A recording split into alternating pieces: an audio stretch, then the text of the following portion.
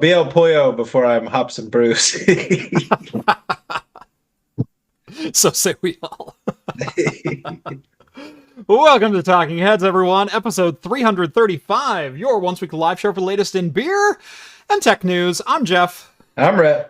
Welcome to the show, everyone. Thank you all so much for joining on this Wednesday night or in podcast form over on Spotify or wherever your favorite podcasts are found. If you've never seen the show before, we talk beer, we talk tech, we talk games, pop culture, entertainment, sometimes some Star Trek. All super chats will be read on the air so long as they will not permanently demonetize the channel. We do drink alcohol on the channel, and if you're drinking along with us, alcoholic or not, let us know in the chat and we'll give some early show shoutouts as we go along. Last but not least, if you'd like to take part in the super secret chat and the even more super secret after party, think about joining the Patreon. Link is down in the video description. And as a bonus, you'll get exclusive access to the Discord server, where you can chat with myself, John, Rett, Steve, all the hosts from Talking Heads, and join the awesome community that hangs out over there. Welcome to the show, everyone. Wow, no prep. No prep. Fanciness. Here we go.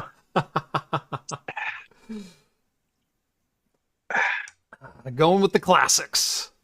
What's funny is I have a full case of pub beer right behind me. Perfect. So it's, mine's not cold though. I haven't gotten it in the fridge yet. So? Do you want to know mine's cold? Do you want to know something blasphemous? I enjoy a pub beer on ice. That's not blasphemous, man. It is freaking refreshing and delicious. I don't mind. I don't mind watering down a 4.2% beer.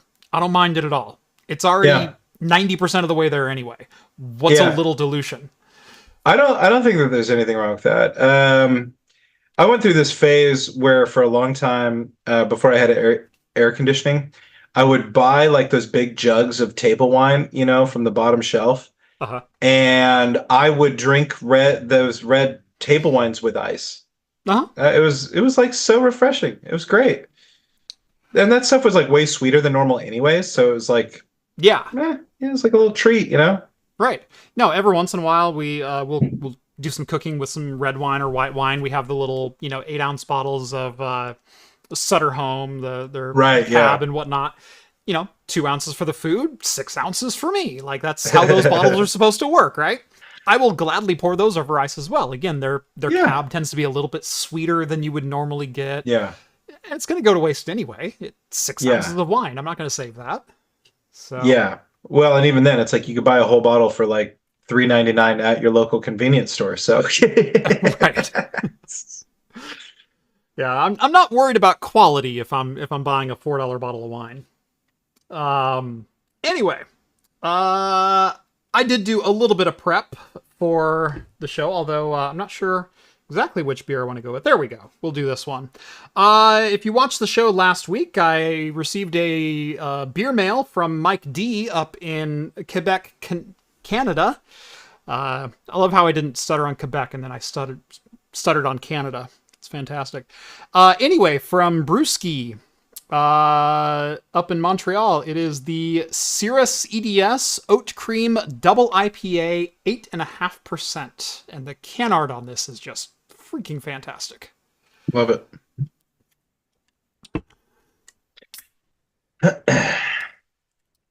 So, it has been a very long day. I have like 4 projects that are currently up in the air. I have a review that's taken me a little longer than I expected. I have benchmarking that I knew was going to take me longer than expected and still isn't quite done. I'm also getting ready to launch a product. So I've been doing that all day long. Hey, look. Nice. These are 25 ready to go out. These are my review units. These are going to go out to different people that I trust, YouTubers and otherwise. You won't be seeing any videos yet from anyone else on these, but I'm eliciting feedback on the design, on the software. For those who don't know, this is a device that's going to be coming out next week. You'll be able to order one literally next week. We're calling it Axe Effect. It is a rack-mounted temperature sensor. I have 25 of them on hand right now, plus my 10 pre-production beta units. These are still in beta, but we're selling these. We're going to sell the... Sorry, let me back up. Rack-mounted temperature unit. We're selling these for $65 a piece. They are SNMP readable, which means you can take them into any SNMP software that you want. There's PRTG, there's Zabbix, there's Nagios, there's Observium, there's a whole bunch of different products. But because it uses SNMP, it's able to be read by standard networking software, which means you can have the analytics where they belong for your network rack in your network analytics software, including your temperature. That is something that is shockingly difficult to do for less than $700. So we're doing that. For less than $700. For a lot less than $700. But this unit right now is USB micro powered and is Wi-Fi connected. It's 2.4 gigahertz wireless N, based on a Raspberry Pi Pico, RP2040. Right now we are using the RP2040 development board, so the Raspberry Pi Pico itself. That's just for this beta version.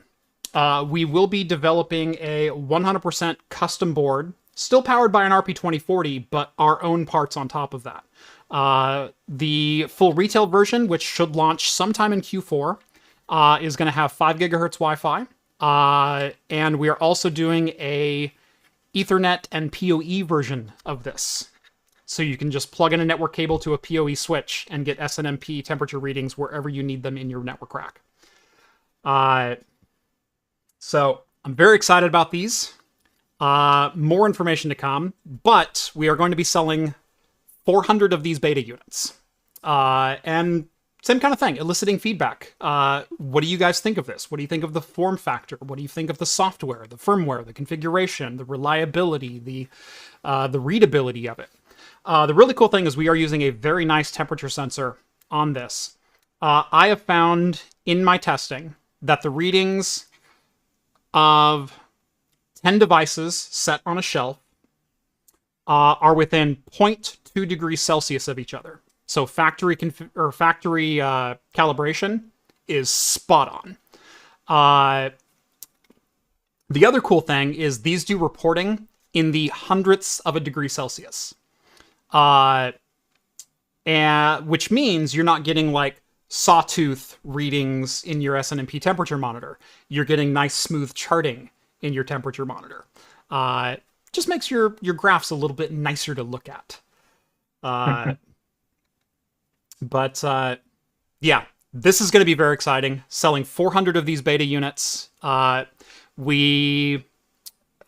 got these boards in last week. These are my final beta boards, and I'm ready to place the order for the 400 that we will be selling. Our firmware is feature complete at this point. We are using SNMP V2C. Like I said, wireless N 2.4 gigahertz. And we're thinking security first and foremost on these. This is not a web accessible device. There's no web GUI running on here for configuration. It's a straight serial configuration, which means to get access to this device, to change any configuration, you need physical access to this device. So it keeps it secure running in a network environment, and it's way cheaper than anything else that's currently out there. So yeah, very, very excited for this. Gotta love it. Let me see. Let me log into my demo PRTG instance real quick, and I can show you some of the charting. I did reset the charting today. Let me pull up one of these right here. Here's my air intake sensor. There we go. This is the air intake on my rack. Oops. And of course I forgot to... It's the problem with starting a show with zero prep is You get 0 prep to start a show. There we go. So here's the charting that I get in PRTG. You can see very, very smooth charting. So this is 20.7, 20.8, 20.9 degrees Celsius. This is the air intake in my temperature-controlled server rack. And so this is all within between 20 and 21 degrees Celsius, how smooth that charting is. If I go out to some other sensors, here are just some sensors out in my garage. You can see similar results. This is between 19 and 20 degrees. And again, as that temperature range increases, it's been 65 degrees the whole day here. Like, nothing has changed. Yeah, as you get, more spread out charts, you're not going to get that sawtooth effect by reading these temperature sensors. Very, very excited about these. $65 plus shipping. 400 of them available next week. Woohoo! There will be a full video explaining everything about this, the full development process, what I've gone through. Did you know developing a product can be quite expensive? Yeah, I imagine. Just the sheer back and forth that I've seen on the Discord, I would have just been like, man, this isn't for me. I'm done. Yeah. So, no, it's been quite fun. And like I said, we're to a feature complete version of it right now using the development board, but we're not stopping there. We're going to a full 2 SKUs. There's going to be 2 different SKUs, one Wi-Fi and one Ethernet with PoE. The next version will also use USB-C for power and configuration instead of USB micro. A little bit of a minor upgrade there because we get to pick our own components and lay everything out on the board as we need. We're also exploring the possibility of a universal DC input, so a 5 to 48 or a 12 to 48 volt input if you have DC power instead of AC available.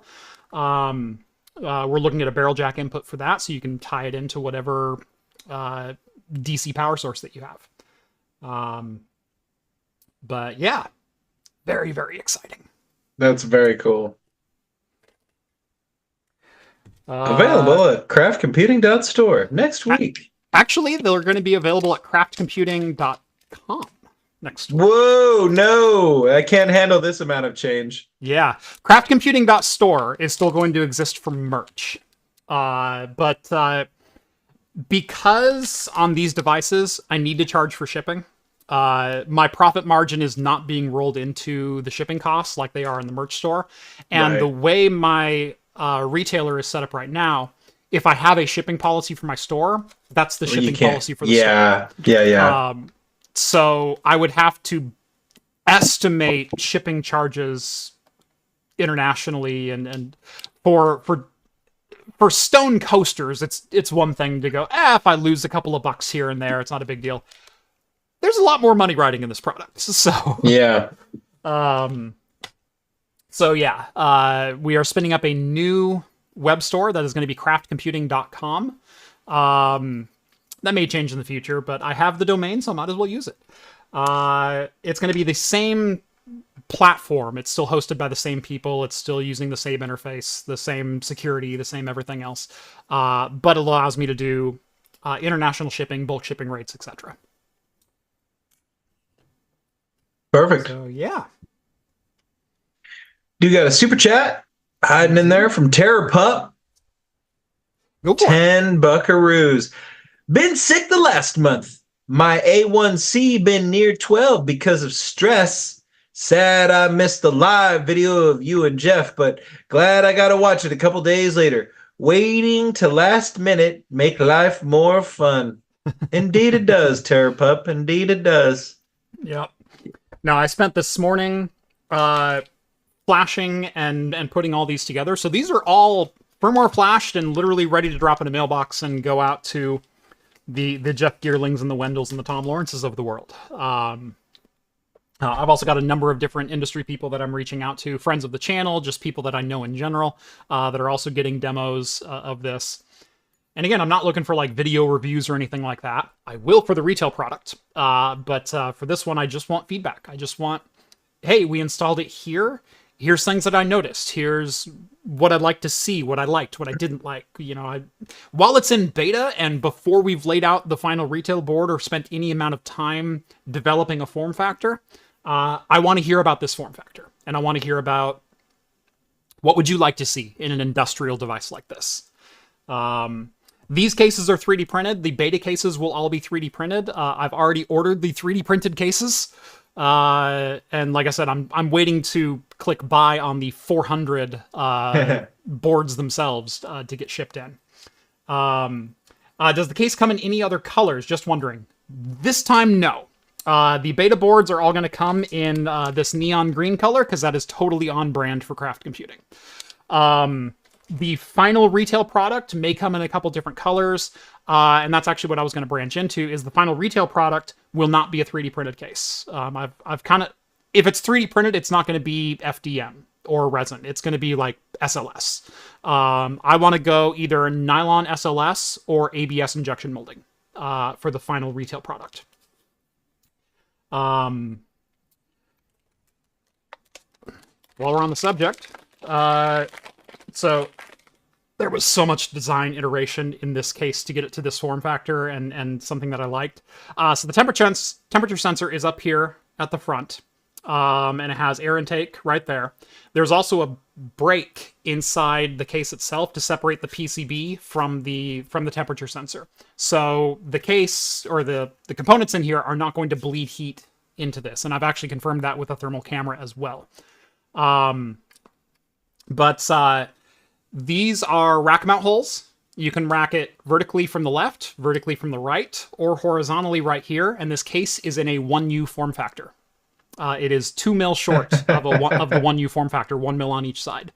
So you can mount it horizontally with a USB cable coming in the side. That's how I have mine mounted in my rack. And there you go.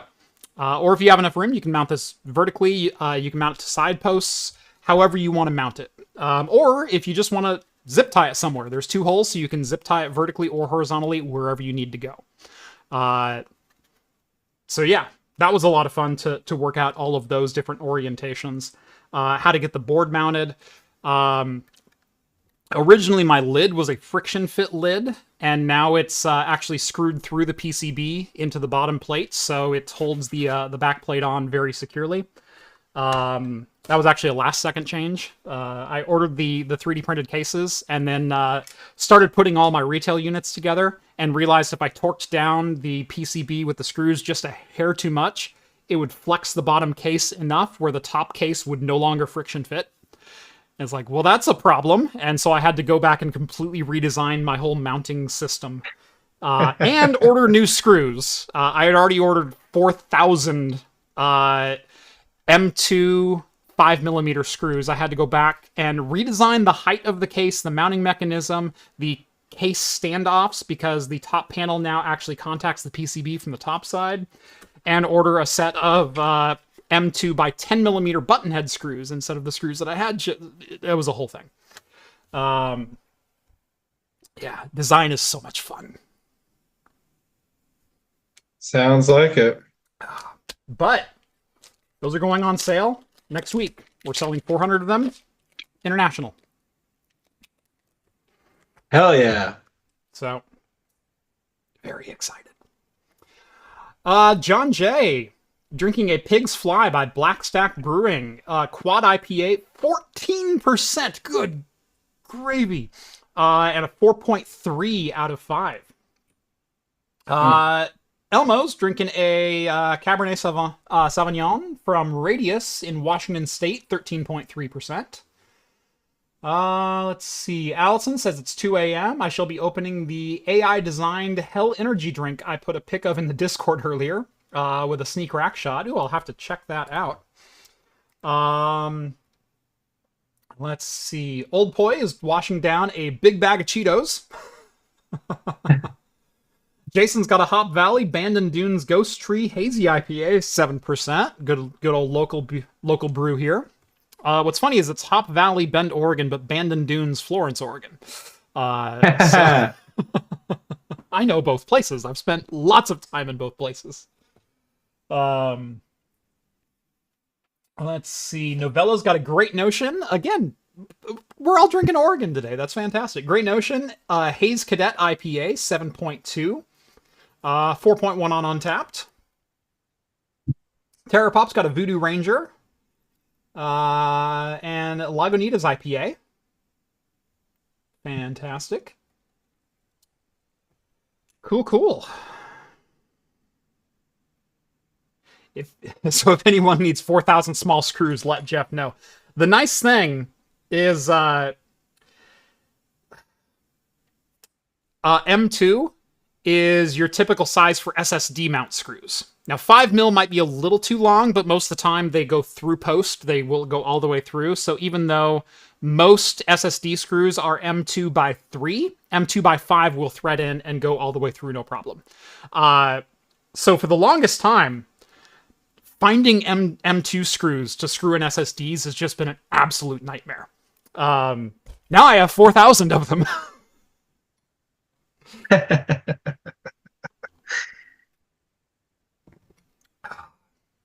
Watch it. Next time you need them, you'll never be able to find them. Yeah, exactly. Well, they're going to go in that red screw bin, or at least like 1,000 of them will. So, you know, the red screw bin that we can never find. Exactly. You always find it after we head down to the hardware store. Yeah, I can actually see it from my desk right now. Well, that's good. It's over. Just it's flag over on this the other video desk. so you know you can come back to this video and watch where you're pointing. Right. Calculate the exact angle. No, I'm just gonna call. It's right next to my 3D printer. It is to the right of my 3D printer. All right. Perfect. So I'm gonna call you if I can't find it tomorrow. It's right to the right of your 3D printer. Right where it always is, Jeff. God. Oh, it's nice to be appreciated for my gift of finding things sometimes, you know? My wife the other day is like, where's the thermometer? I'm like, oh, right. It's in the third drawer to the left of it. Like, completely wrong place it shouldn't have been, you know? But for whatever reason, I opened a drawer and saw it there and left it there so that I could be the hero. So, I'm not convinced you actually find things. I'm convinced you hide things so you can take credit later. It's all, I think, I said this a lot in studio. It's all vibes based, right? It's not very accurate. It's just vibes, you know? Yeah. I gotta just like hover over things until I start getting like beeps. You know, it's like it's like a glorified like warmer colder system. But I have a good enough imagination. Sometimes I can do it all in my mind, you know? So I'm just imagining looking through those drawers. But it's not foolproof, obviously. We lost a lot of shit.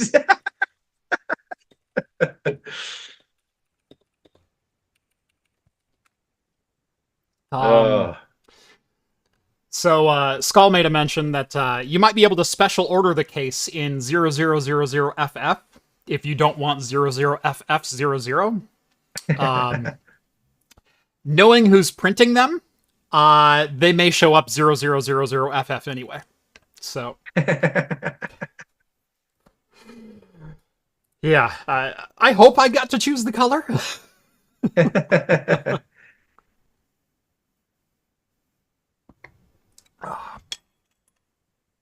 You should all know whose print farm I'm leveraging for this job. The cool thing is, I'm not doing any of the soldering for these. We are buying fully assembled boards. The only thing I have to do is put them in the case and screw them down, and then flash firmware onto them.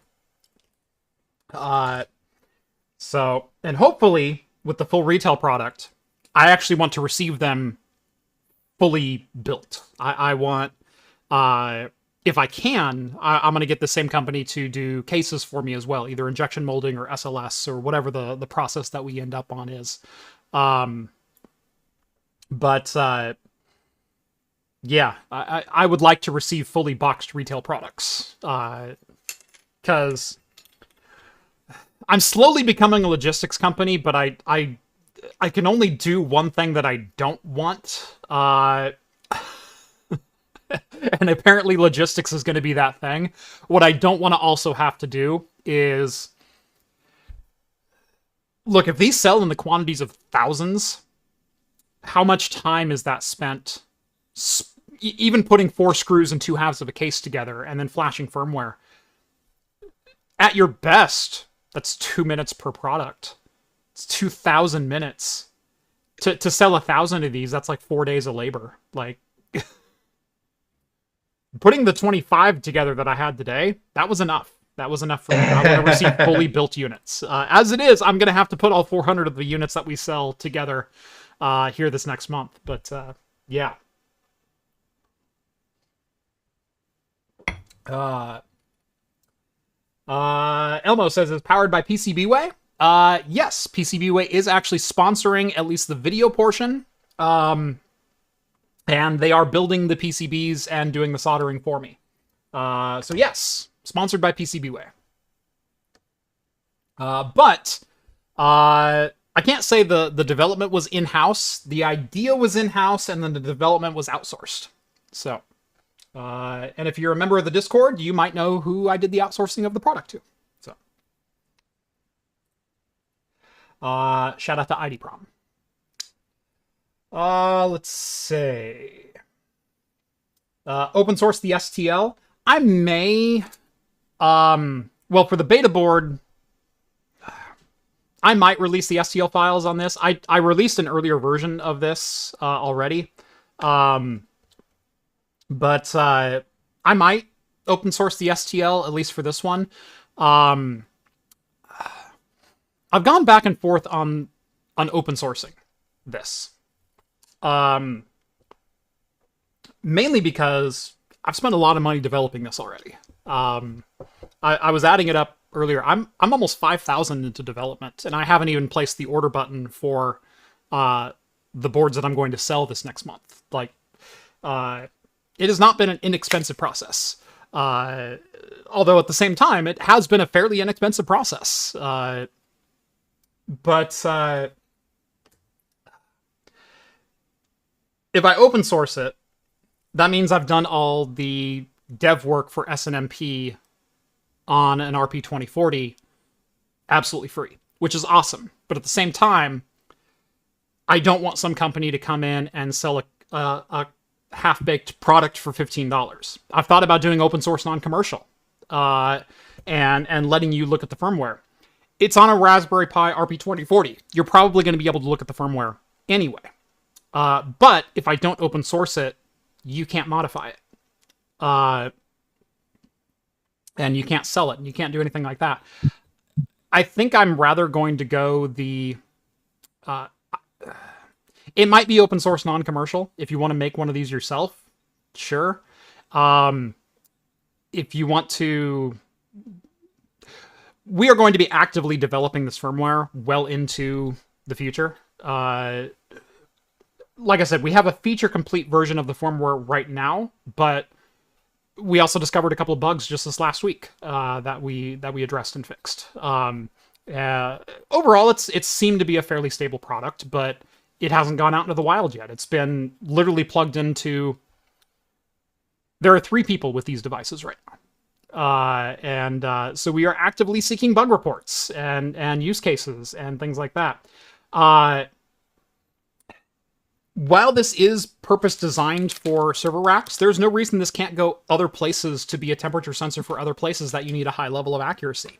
A 0.2C factory calibration with a 0.01 readout. There's a lot of places that a Wi-Fi connected temp sensor like that could be very useful. So, yeah, I can't control the use case. I would like to integrate this into Home Assistant. It does work in Home Assistant. SNMP is a native protocol for Home Assistant. You can do an SNMP walk, find the protocol you want, drag and drop. This is using an entity sensor, SNMP, right now. I do have written up how to get that directly into PRTG. If you have an SNMP monitor that will do an SNMP walk, you can just grab the OID of the temperature readout and import it. So Nagios does this, Zabbix does this, very easy to grab those. I do plan on having full written instructions within the next couple of weeks for this as devices start rolling out, for a lot of different different monitoring software. So you can pull in and do what you want with it. But yes, does work with Home Assistant, PRTG, Zabbix, Observium, Nagios, and there's probably a couple others as well. Just that I haven't tested yet. But those are the ones that I've actually tested and had it working in. So.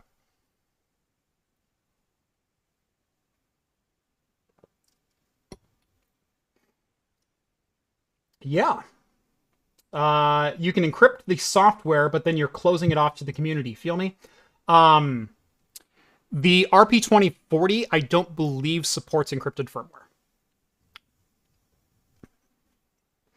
I think we might be able to do that, but then we'd have to decrypt on the fly, and that... It might be possible, but at the same time, the RP2040 doesn't have a built-in decrypt key. So unless we added a hardware module with a decryption key on it, but then likely because of who I am, that decryption key would be a shared decryption key, so all someone would have to do is find the decryption key. Like, you could still dump the memory from that chip and get the decryption. Like, there are probably ways to combat reverse engineering, but at the same time, I don't necessarily know that I need to. And there is something about being first to market. So that's kind of my hope there.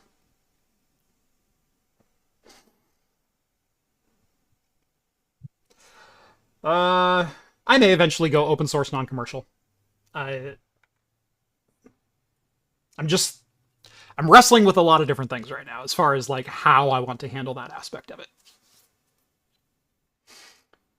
Open source after you sell X units, but then it's still non-commercial. Yeah, and that's kind of what I'm thinking is, and I want to go full retail before we open this up in any way. Like I said, the RP2040 can't read encrypted firmware without extra hardware assistance. So someone dumping the firmware and reading the contents, or downloading a firmware update and reading the contents, there's not a lot I can do to stop that. So we may go open source non-commercial even before that, but at the same time, then I'm still protected. So, at least in some regard. There are manufacturers who don't give a crap about non-commercial firmware. No. So, yeah. Don't speak ill of manufacturers, Jeff. They've all got the highest of ethics. Right. There are some people who don't give a crap about not selling non-commercial firmware.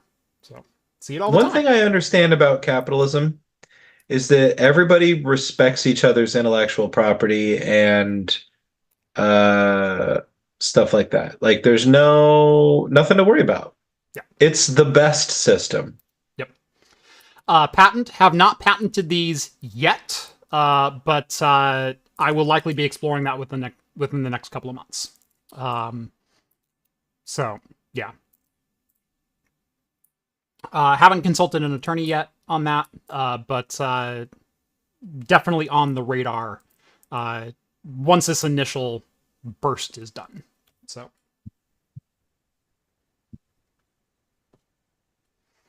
yep.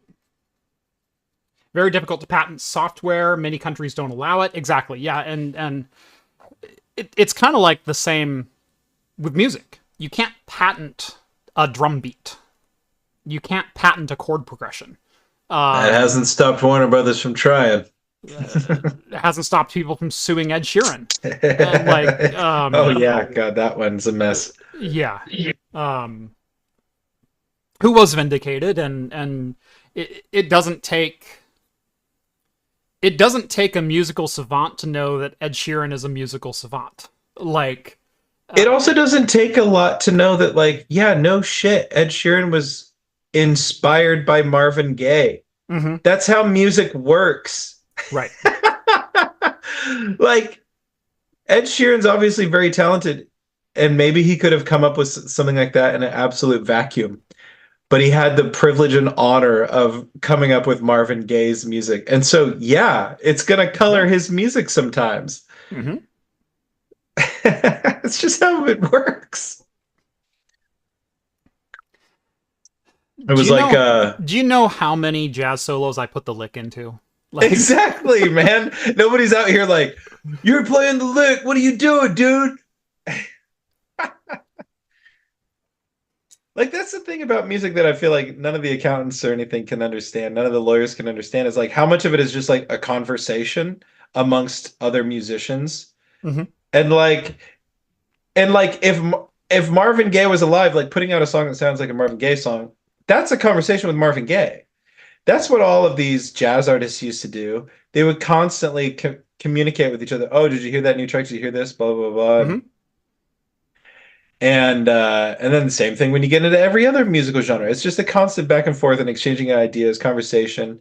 Yeah. You listen to your contemporaries and you see what they're doing and you incorporate that to show them that you're listening and yeah, it's just such a mess. I mean, what's that one artist's name? Olivia Rodrigo. She had that one where she was getting sued by the studio for uh, infringing on the copyright of "Misery Business" by Paramore. I don't know if you know that song, but and that just came out. I was like, Olivia Rodrigo was like, "Yeah, I love Paramore. I love that song. I'm glad you see what I'm doing." And they're like, "No, you're infringing on it." And even like Haley Williams of Paramore was like, Yeah. "This is like, can we just let the girl go, please?" Yeah. Uh, but nope, the suits own the copyrights. Yep. Yeah. Sony, WB, all of them going. Yeah, all these big ones. I mean, that's why say what you want to about Taylor Swift's music, but she went out and re-recorded all of her original CDs and stuff, Yeah. which Hey, Sony, you is own the recording. I own the music. yeah, exactly.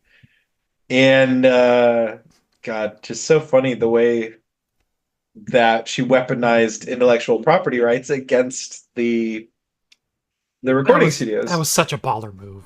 It's great. I and anyway, so Ed Sheeran. Yep. Yeah, art is collaborative in nature. Those that are really in the artist understand how it works. Now the business folks know. The business folks understand how it works, but at the same time, once they have a hit and once they're making money off Yeah. something, they don't want that cash cow to go away, and so they'll defend that moneymaker at all costs. Um, Well, and and that's what's, that's where the water gets murky. and a good analogy of this in the tech world is like look at somebody like Steve Wozniak Mhm. and versus Steve Jobs in both in Apple. And one of the things like Apple was literally started off the back of like Wozniak's labor because he wanted to show off for people like how good he was at optimizing this computer, and ultimately I was just listening to a podcast where he was quoted as basically being like, "Yeah, I'll make this computer so that I can play games on it." Like Mhm. he was just screwing around and like changed computing. But then the suits get a hold of it and it takes on a life of its own that was really much to the detriment of Steve Wozniak in a lot of ways and for the rest of Apple's existence. I mean, Yeah. yeah, it's just kind of interesting, and that's the perfect example. Like Steve Jobs just saw something to take advantage of and to exploit to make as much money and wield as much influence as possible. Whereas Steve Wozniak just loved tech and wanted to show off for his contemporaries. Hmm.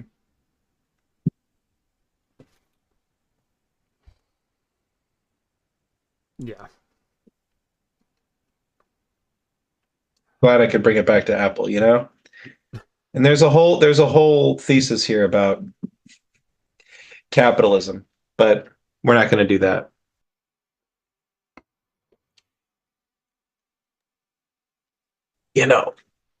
The big C. Um, Seth says, since most musicians are making the majority of their music from shows and merch, when do they start just releasing music under their own copyright and ignore the record companies en masse? Yeah, I mean that's what a lot of artists do. And that's gaining a lot of momentum these days, but Mhm.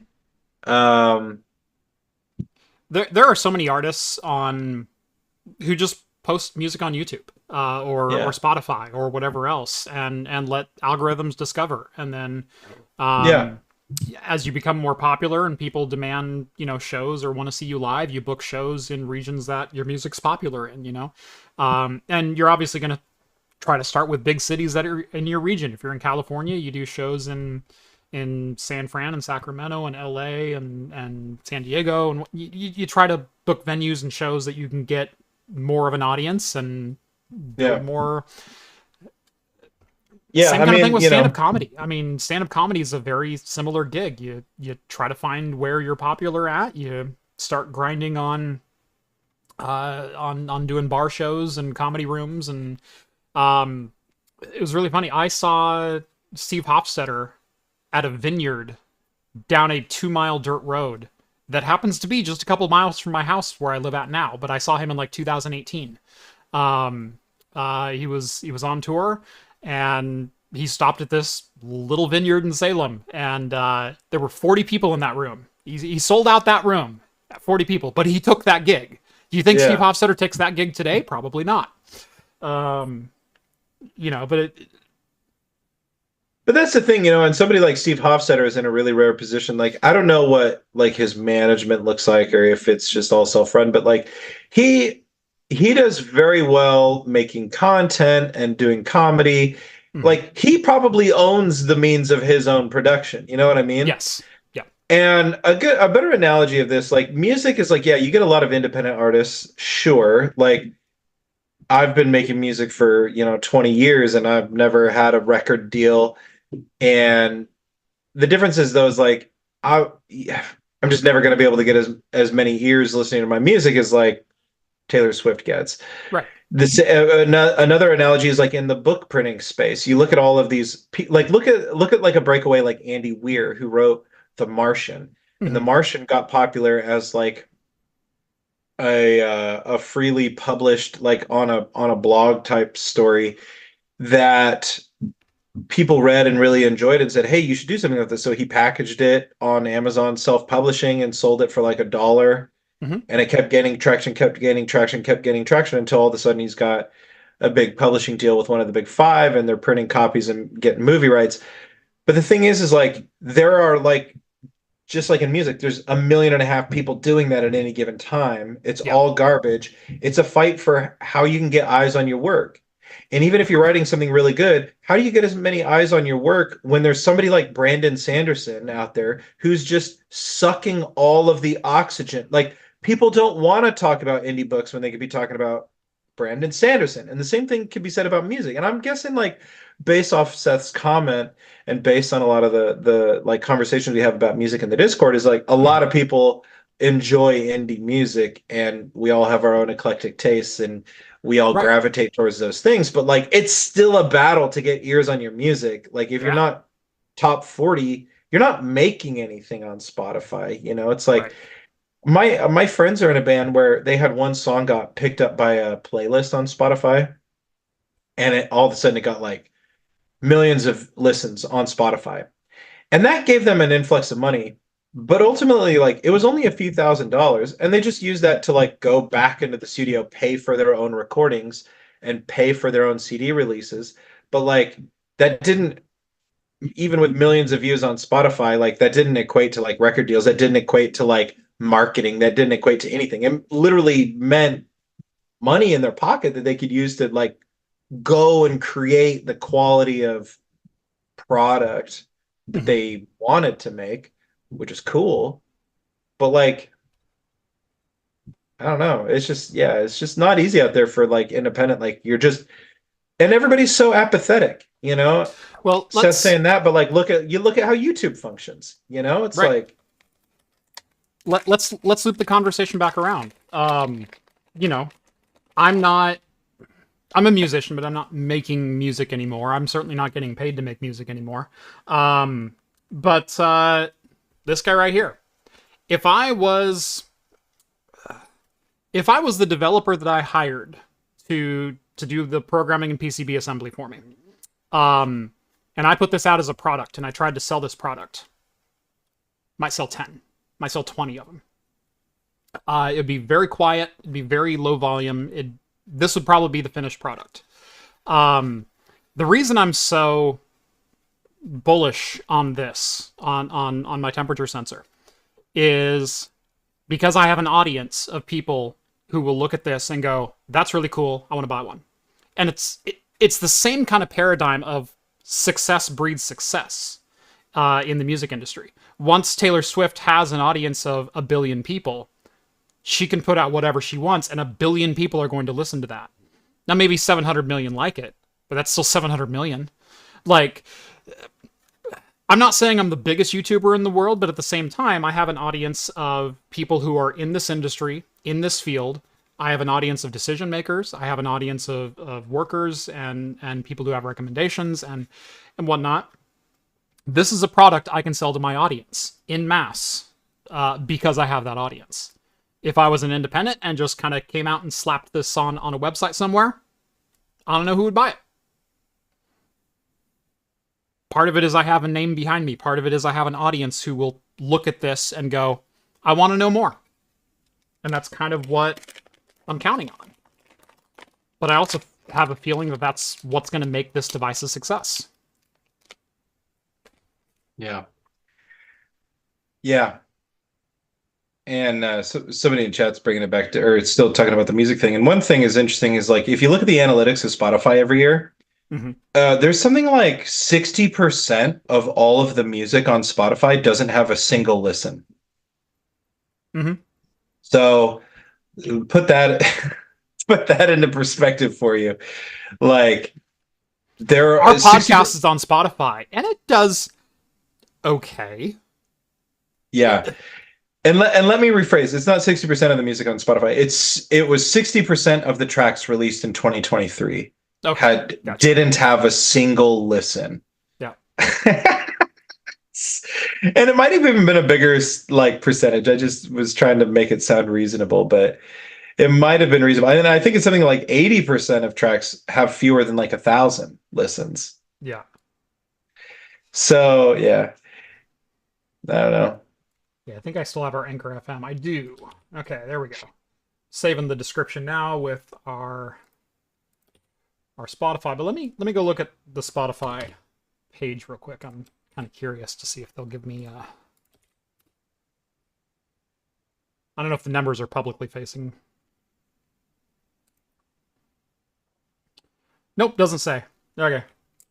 We're on Spotify. Like, here's my page on Spotify. We're on Apple. We're on Google Podcasts. We're on everything as far as podcasts go. So you can go and download our podcast and listen to it. I do get analytic reports, and sometimes we will crack some top 40 and top 50 lists for tech podcasts for a week, and that's a really good week. But I used to pride myself on being ranked in like the top 10 for game dev podcasts there for a while. Yeah. It was always consistently like 7, 6, 5, somewhere in there. Yeah.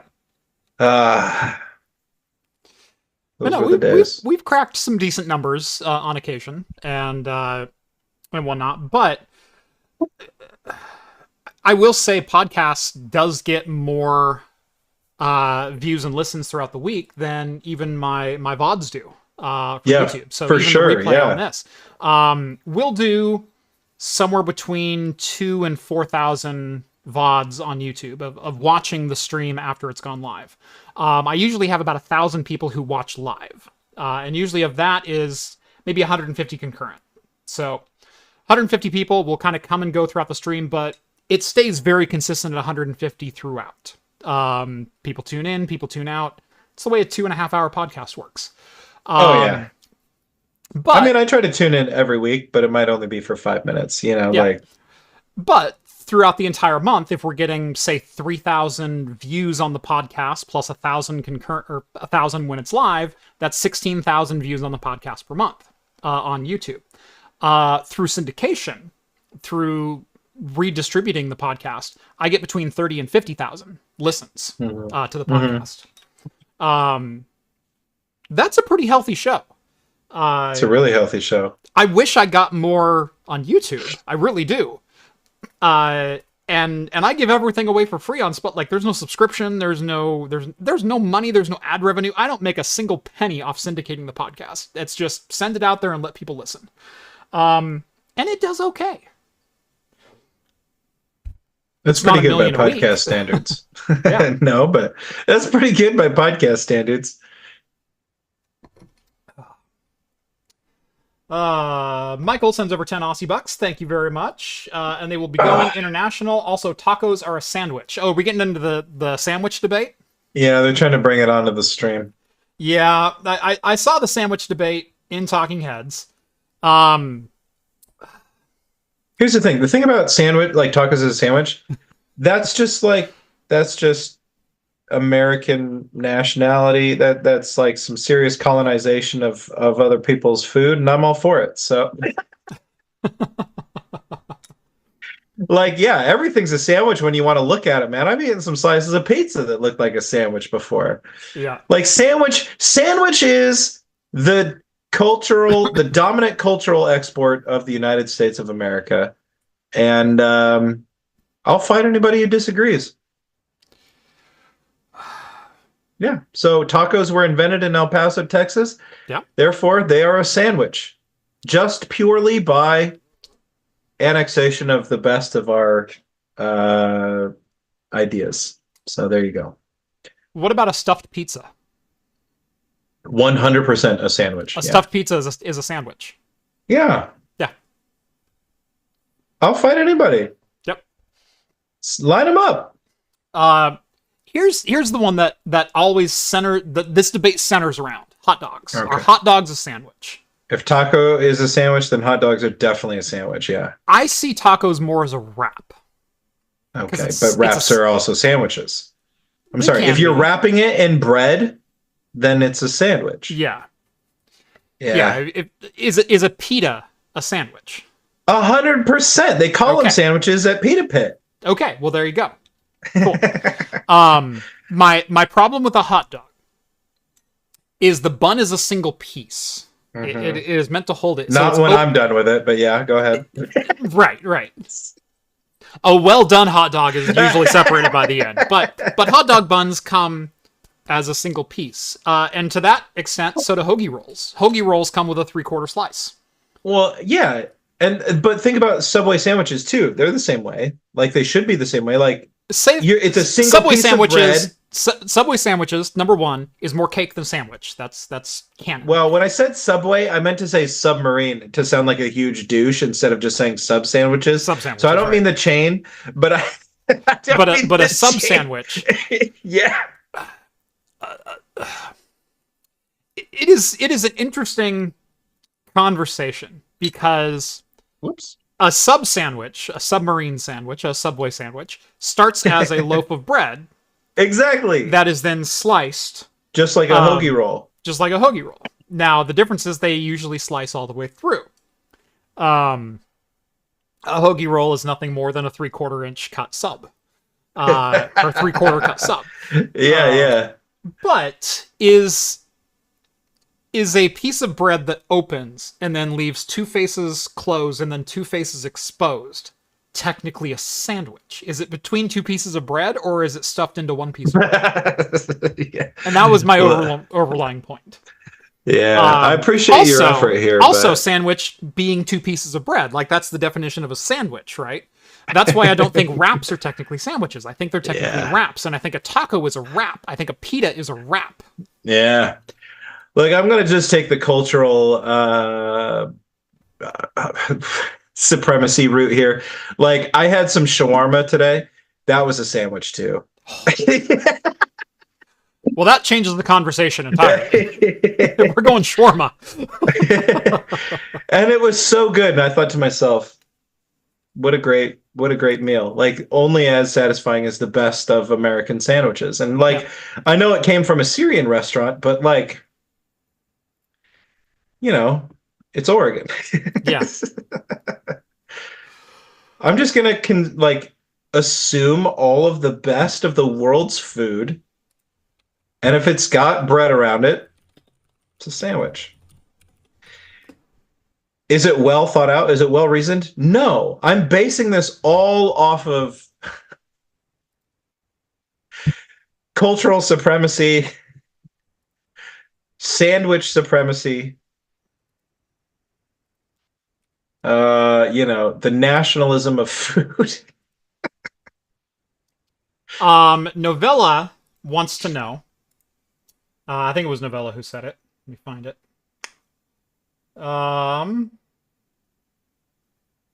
It was the sandwich in Lightyear. Is the meat sandwich in Lightyear a sandwich? Yeah, that's a good one.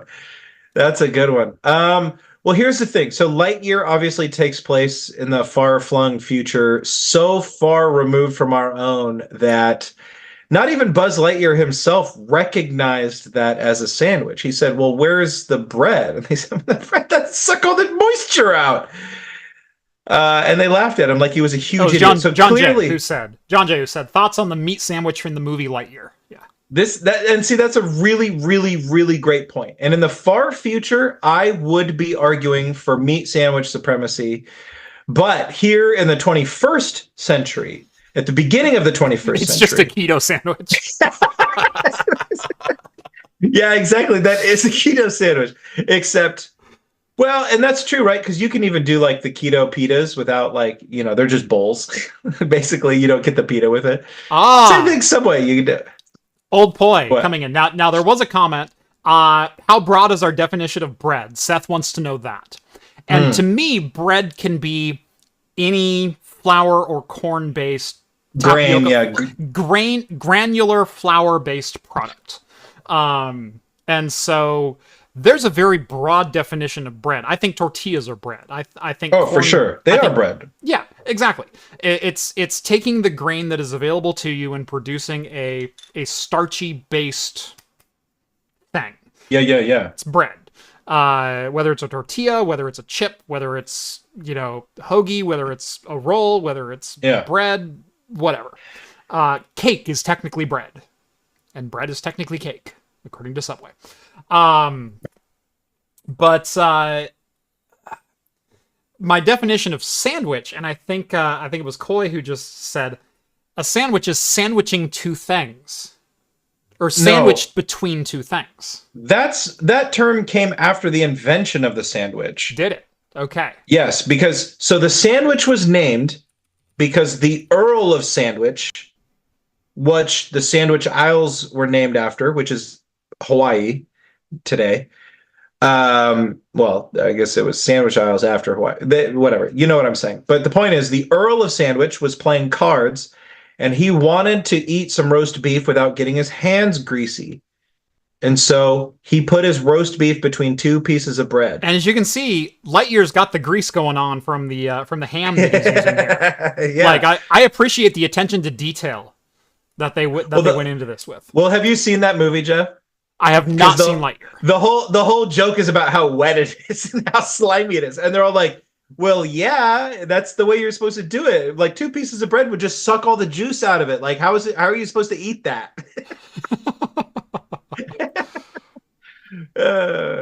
It's a really funny bit, actually. It's one of my favorite parts of the movie. But look, in that year, sandwiches have evolved to mean lots of things. But right now, we're still within a certain amount of time since the invention of the sandwich. And the term sandwiching, that's only come about because of the sandwich, the food.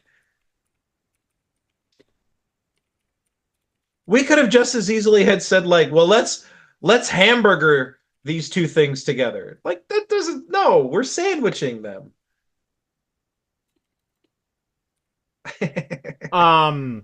So Chris says, so gluten-free bread isn't bread. No. And also, Coffee says, by definition, that could mean beer. No. No, you can have gluten-free grain-based just bread. Because it has grain in it doesn't make it bread.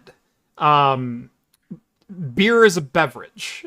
Bread is taking a grain and turning it into we're really not explaining how beer is not bread, right?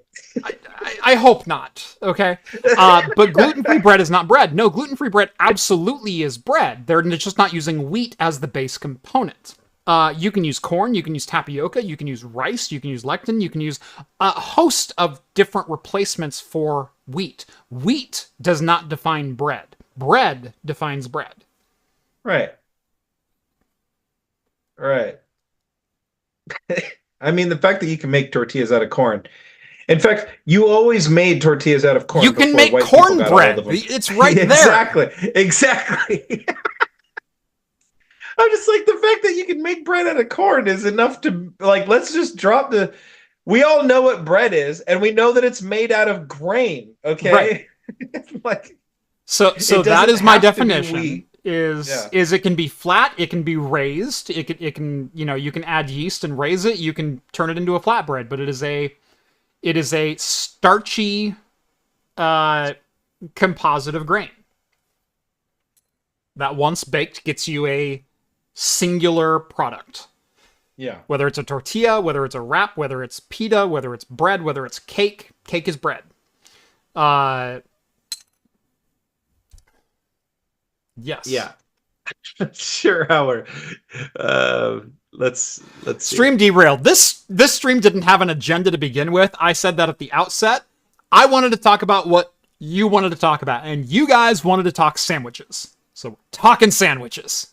Okay, so the definition of bread is a food made of flour, water, yeast, and another leavening agent mixed together and baked. I Googled the definition of flour just to be sure, and the definition of flour is a powder obtained by grinding grain and used to make bread, cakes, and pastries. Correct. There you go. And I would even hasten bread requiring yeast, because leaven bread, Right. or raised bread, is Right, a subcategory of bread, not the definition of bread. Right. Yeah, I don't think you need yeast personally. I think you just need flour yeast. and water. Right. Like, I seen how they make tortillas every morning down in Guatemala, and like there was no yeast. There's no yeast, and that's still bread. Oh man. Look, I'll fight anybody all day about what's a sandwich or not, but now I'm arguing whether or not beer is bread. Now, I went ahead and looked up the Merriam-Webster definition of sandwich, and a sandwich is 2 or more slices of bread, or a split roll, having filling in between.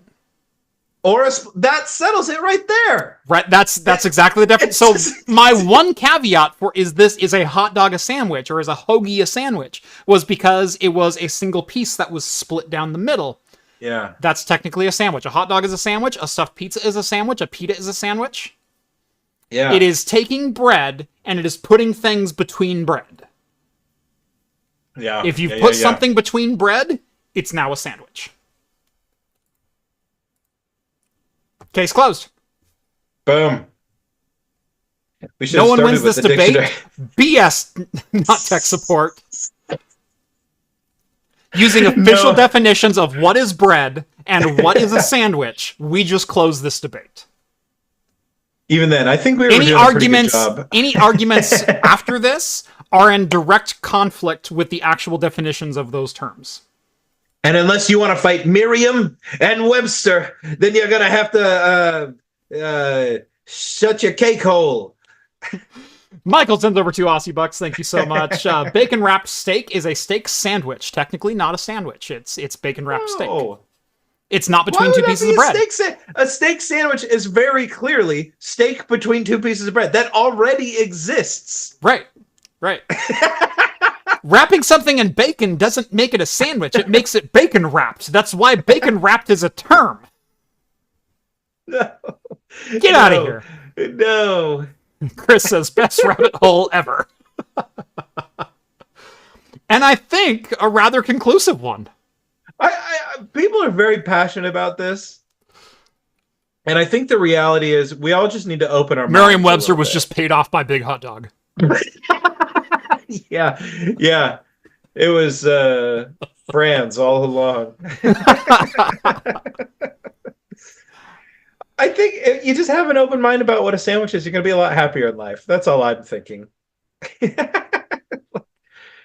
Like, there is nobody out there. Like, go watch I think it's like season 5 of Adventure Time. There's an episode where Jake makes the ultimate sandwich and then Magic Man comes and freezes time. And if we all just felt about sandwiches the way that Jake does in Adventure Time, and then we just apply the definition of sandwich to a much broader array of food, we're going to be a better society. Yeah. I think I figured out how to solve society, Jeff. We need to like sandwiches more.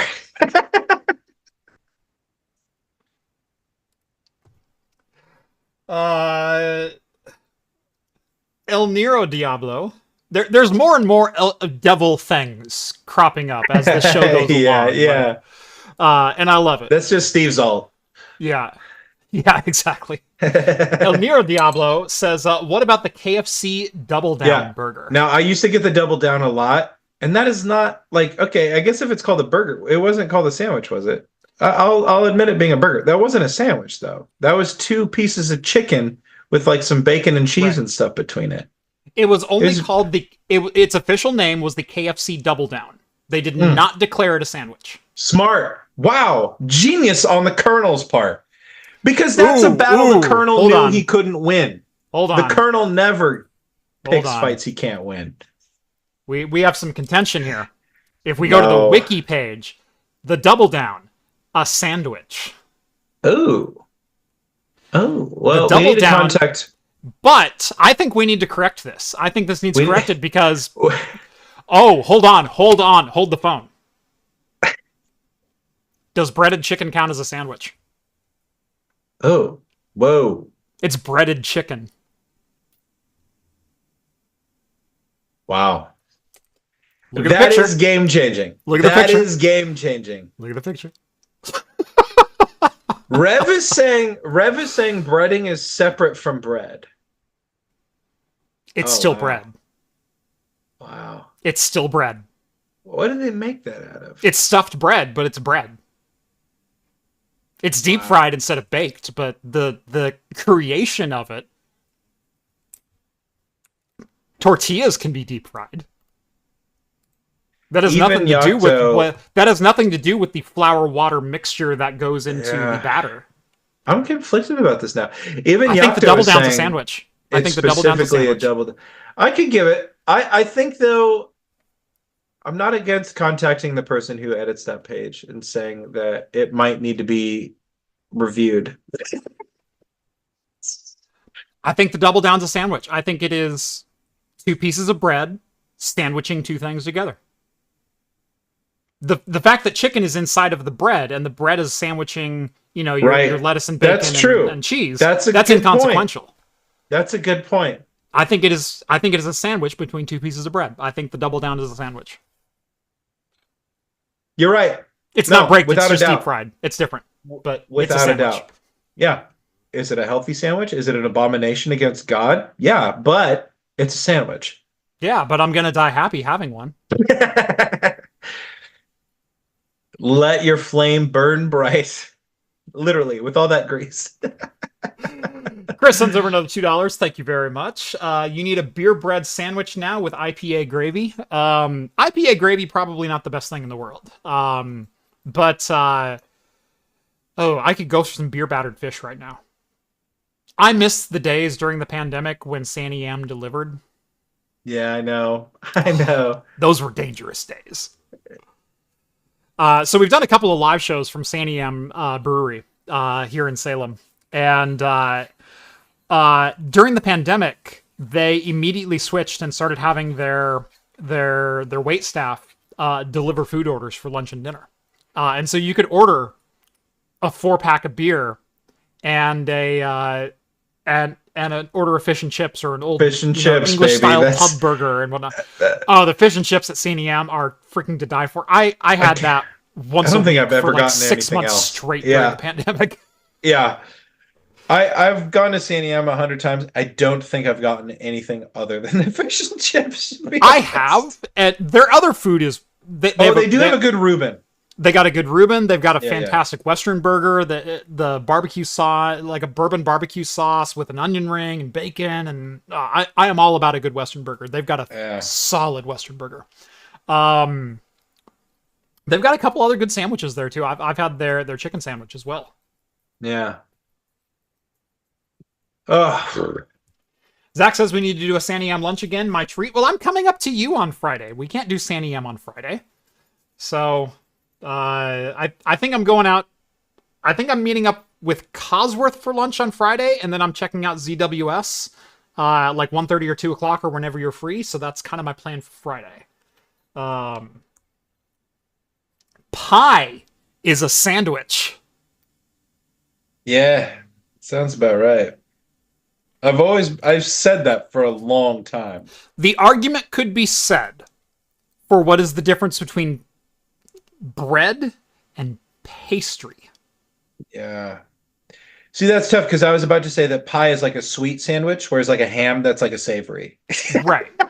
But pastry is usually sweet and glazed. It's usually much more sugar, and there's usually a glaze on top of the pastry. Yeah, and which the is truth most is, pies. you're eating sandwiches with your hands. You're not really eating pie with your hands. Right. I'm eating pizza with my hands, and I think pizza counts as a sandwich Yeah, for that yeah, yeah, very yeah. reason. Yeah, yeah. Yeah, if you're eating it with a fork, I'm sorry, it doesn't meet the sandwich test. Right. So it's delicious. And if you're gonna but if you're gonna talk neatness, I'm sorry, but a Philly cheesesteak throws neatness out the window. No one should be caught dead eating a Philly cheese with a knife and fork, but you'd might as well just pick up a cherry pie. You're gonna get the same amount of mess. Like, exactly, yeah. Every Philly cheesesteak I've had always ends with me going like this. But I think there's an argument to be made between bread and pastry, and I believe pie falls towards pastry. Yeah, there is a big distinction. Yeah. Because flour could be used to bake bread, pastries, and whatever it said. So New York style pizza is also a sandwich because you can fold it up, and now it's a sandwich. Yeah, you fold New York pizza. So, and in fact, the definition of flour notes. Although show is Chicago style, then deep dish. So, the definition of flour notes a distinction not only between breads and pastries, but cakes as well. Okay. So, which kind of makes sense. Yeah. Cakes are much different than pastries. Yeah, I have been calling cakes breads for the sake of argument, but cake usually infers sweeter.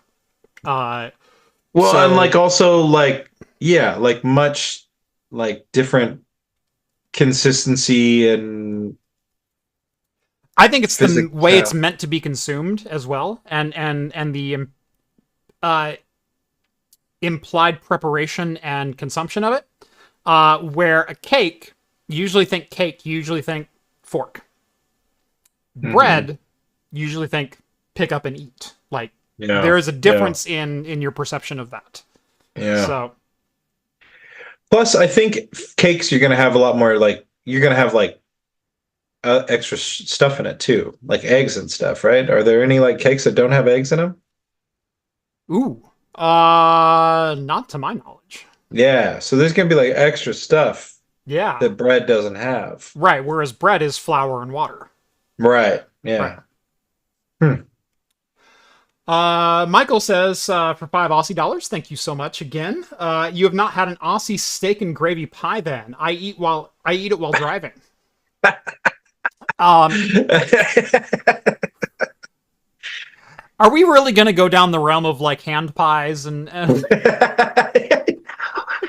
God damn it. People are just trying to find every goddamn like exception to the rule. I hate you all.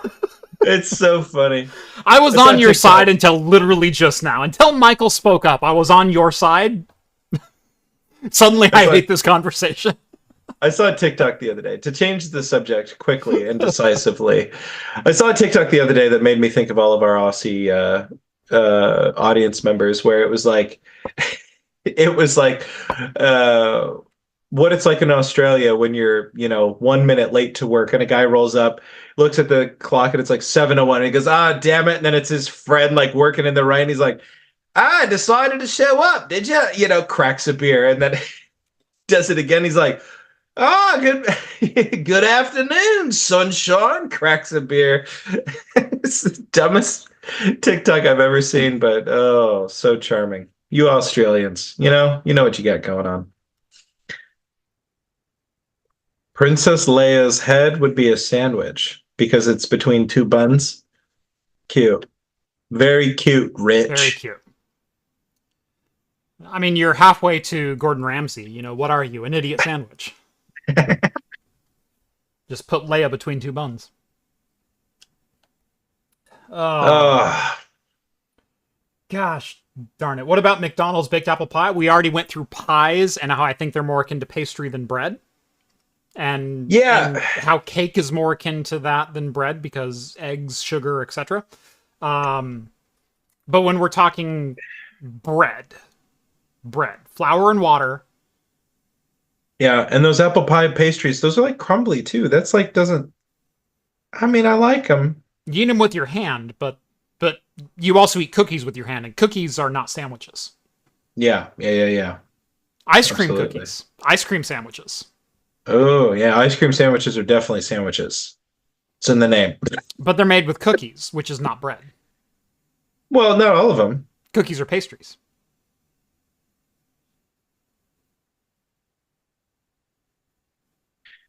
Huh. And then this is opening a whole thing about like crackers, you You're know? right. Crackers are almost guaranteed to be bread. Yeah. I mean, depending on ingredients, but if your base 80% ingredient is water and flour, That's crackers. it's crackers. I mean, when they used to make hardtack back in the day and just suck all the moisture out of their flour and water mixture, or you know what I mean. That was like Ooh. almost like a cracker. Ooh. Cosworth Then wants to know, Oreos. are Oreos a sandwich? Yeah, that's a good question. And I think the answer Look, at least we settled hot dogs for you people, okay? they are sandwich cookies, but I don't think that makes them a sandwich. I think a cookie is a pastry.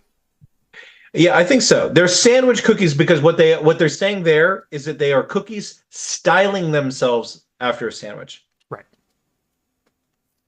Yep. I Yeah, think we the need to same get could back be said- to bread, not Yeah. bread. Bread, I think the flour, same could water. be said of ice cream sandwiches. That's ice Mhm. cream styling itself after a sandwich. Yeah.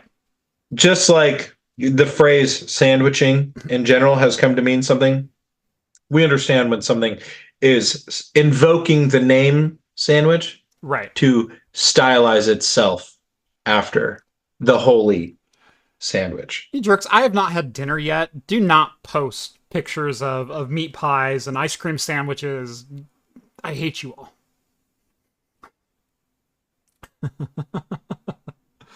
I didn't realize it was Rich who said the Princess Leia joke.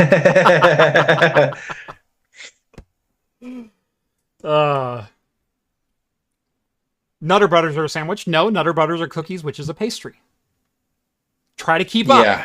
Yeah, we just established that. Yeah. Yeah. Okay, we solved sandwiches. Let's move on. Yeah.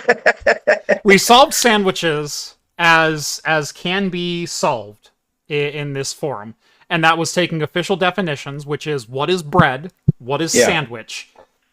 Sandwich consists of two or more pieces of bread sandwiching ingredients together, or a single piece of split bread that still Yeah. encompasses ingredients. Yeah. Which covers hot dogs, it covers tacos, it covers pitas, it covers wraps, it covers Yep. even pizza, and even the KFC Double Down. Yep. And I think that's where the definition stops, because once something is no longer bread, Yeah. you are no longer creating a sandwich. And every I- single argument for the last 20 minutes has been, well, what about this, which is not consistent of bread? Yeah. There you go. Well, what about when my boss gives me the criticism sandwich at work? Okay, slow down. Okay, we're not here for that. We're here to debate hot dogs and tacos. The thing is, I think that we stretched the KFC. I think KFC stretched the definition of sandwich as far as it could possibly go. And I think they got really lucky with it. They did. History smiles on them, okay?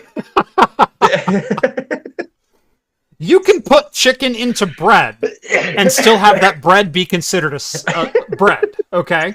The fact that they deep fried two pieces of chicken and then happen to also put ingredients between them means that they have bread encompassing chicken, and those pieces of bread and chicken are now encompassing ingredients. That makes it a sandwich. Yeah.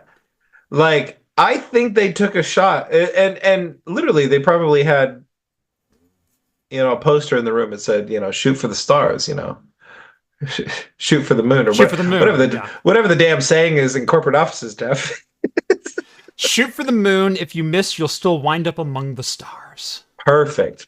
Yeah, they must have had that because like they landed among the stars. They didn't hit the moon by any stretch, but they landed among the stars. And like the sandwiches are the stars of food. Right. The double down is up there with the In-N-Out secret menu and the freaking McRib. Like as far as like echelon of, and you can throw Szechuan sauce now in there as well. Like McDonald's got 2 out of 4. That ain't bad.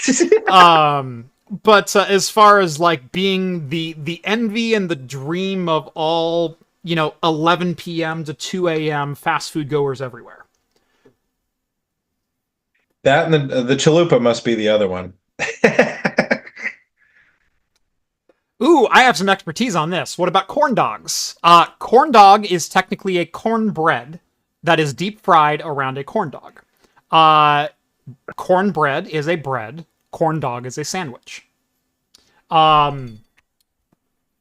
Yeah, it's a stick sandwich. We all know it's a stick sandwich. That's common knowledge. Right. Deep fried Snickers is not done with bread. It is done with pastry flour. It is done with a pastry covering. Yeah. Usually the same stuff that you use for elephant ears or beignets. And so I have a little carny background in me. So yes, I know the batter that is used on deep fried Snickers and all kinds of tasty esoterica down that line. That is not a breaded flour. That is a batter that is more akin to a pastry batter. It is. How many times bread. have you said that you have a carny background on this show? I have been a manager of a haunted house for over 20 years now. I'm going into my 21st year. And in fact, now I am the general manager of this haunted house. So yes. Wow. Yes, as of last year, I am the general manager of this haunted house. Nice. So yes, I do have a bit of a carny background. My brother's boss started running a haunted house out of the old Mill Creek prison up there. We went to that one. I went to that one. Did you? Yeah. We did, yeah. Apparently my niece works there. Oh, okay. She was one of the scarers. Okay. That's an interesting connection then, because yeah. No, haunted housers, we tend to know everyone in the area that does everything. I at least guess the they're owners pretty know new everyone else. Yeah, Right. I guess they were pretty new on. They're trying to do it like they're trying to do like some type of haunted house for like every season, but I don't know, like they did I think they did like an Easter themed one. They did which I don't know how that works. Yeah. They're trying to think of like a 4th of July themed one. Haunted houses, you get 4 weeks to operate, and they are the week of October 7th through the week of November 1st. Yeah. That's it. Other than that, no one wants to be scared. I went through the Mill Creek one. Fantastic for a first year. That they had some really good ideas. My problem with the Mill Creek Haunted House, and this will get into some esoterica about this, is it's taking place at a former Salem prison. Yeah. Why in God's name was it not just a haunted prison? Why in the bloody hell did you go through all manner of psych wards and clowns and aliens and bathroom scenes and creepy haunted house and then end with literally a bullhorn and what was supposed to be like the front end of a truck on the second floor of a prison? It's a prison. You have the script written for you. Be a prison. It doesn't get scary. I walk into every single room and I see how you changed the prison to be something. No, be a prison. Stop it. Stop trying to get clever and just work with what you were given. If I was given a prison, I would be a prison. Oh, geez, overall, you're going into your prison rant again. Yeah. Overall, fantastic. haunted house. Fantastic first year. Definitely way better than our first year ever was. But made me confused. As to like, why are you not just being a prison? Like, because you could go all out in being a prison. Yeah. You in full makeup at the haunted house? Depending on the night, sometimes. As a general manager, you rarely ever see me as a customer. My main focus is staff training, general flow, making sure that if you bought a ticket, you get through the haunted house, being on call for any problems, any repairs, anything like that, making sure my staff is in the places that they need to be. Very managerial. As usually, the name implies. Yes, general manager, very managerial. I generally manage everything. It's generally a managerial role. Right. Usually, once a year, we'll be short-staffed. I will get into costume. And yes, I go all out. So nice. Shave off your beard to scare the producer. She met me pre-beard. Oof. She knows some things. Like 4 months pre-beard. Knows some things. My wife is the only living person to ever see my chin. The secret is Jeff couldn't actually grow one back then. Right. Like, I killed the others and took their power. I was just going for like, you were so pubescent. But sure, you killed them. Right. Yes, growing older. That's what caused this. Yes. That's exactly right. Hormones, you say. Yeah. No, I started growing the beard late as a 17-year-old. And by 18, I had, even just a little bit of a soul patch down here and just this little bit right here. And that has never left. I took it off one time. And I might have been 20. And I just went, no, don't ever do that again. Like, took it off and went, that's going back on, and it's never coming back off. So, yeah. I'm sure you look great without it. I've been down to just the soul patch and a little bit of a chin down here on the bottom a number of times. In fact, even here on the channel, I've done the mustache and the sides quite a few times. But I think I finally settled on this. Like, this is my look. This is my beard. This is what it's going to look like. And this will be me until the day I die at this point. The beard might grow and shrink, but it's never going shorter than this. I've always felt like there's like a logo somewhere in there where it's just a silhouette of like the flat cap with the glasses and like the mustache and goatee. Yeah. Yeah, I thought about like the flat monochrome. Yeah, exactly. Yeah. Although this last year I changed my glasses. They're no longer the rimless on the bottom. I got the full rims on the bottom. So I know, that changes the logo. I was thinking literally when we logged into this, I was like, I'm finally used to those.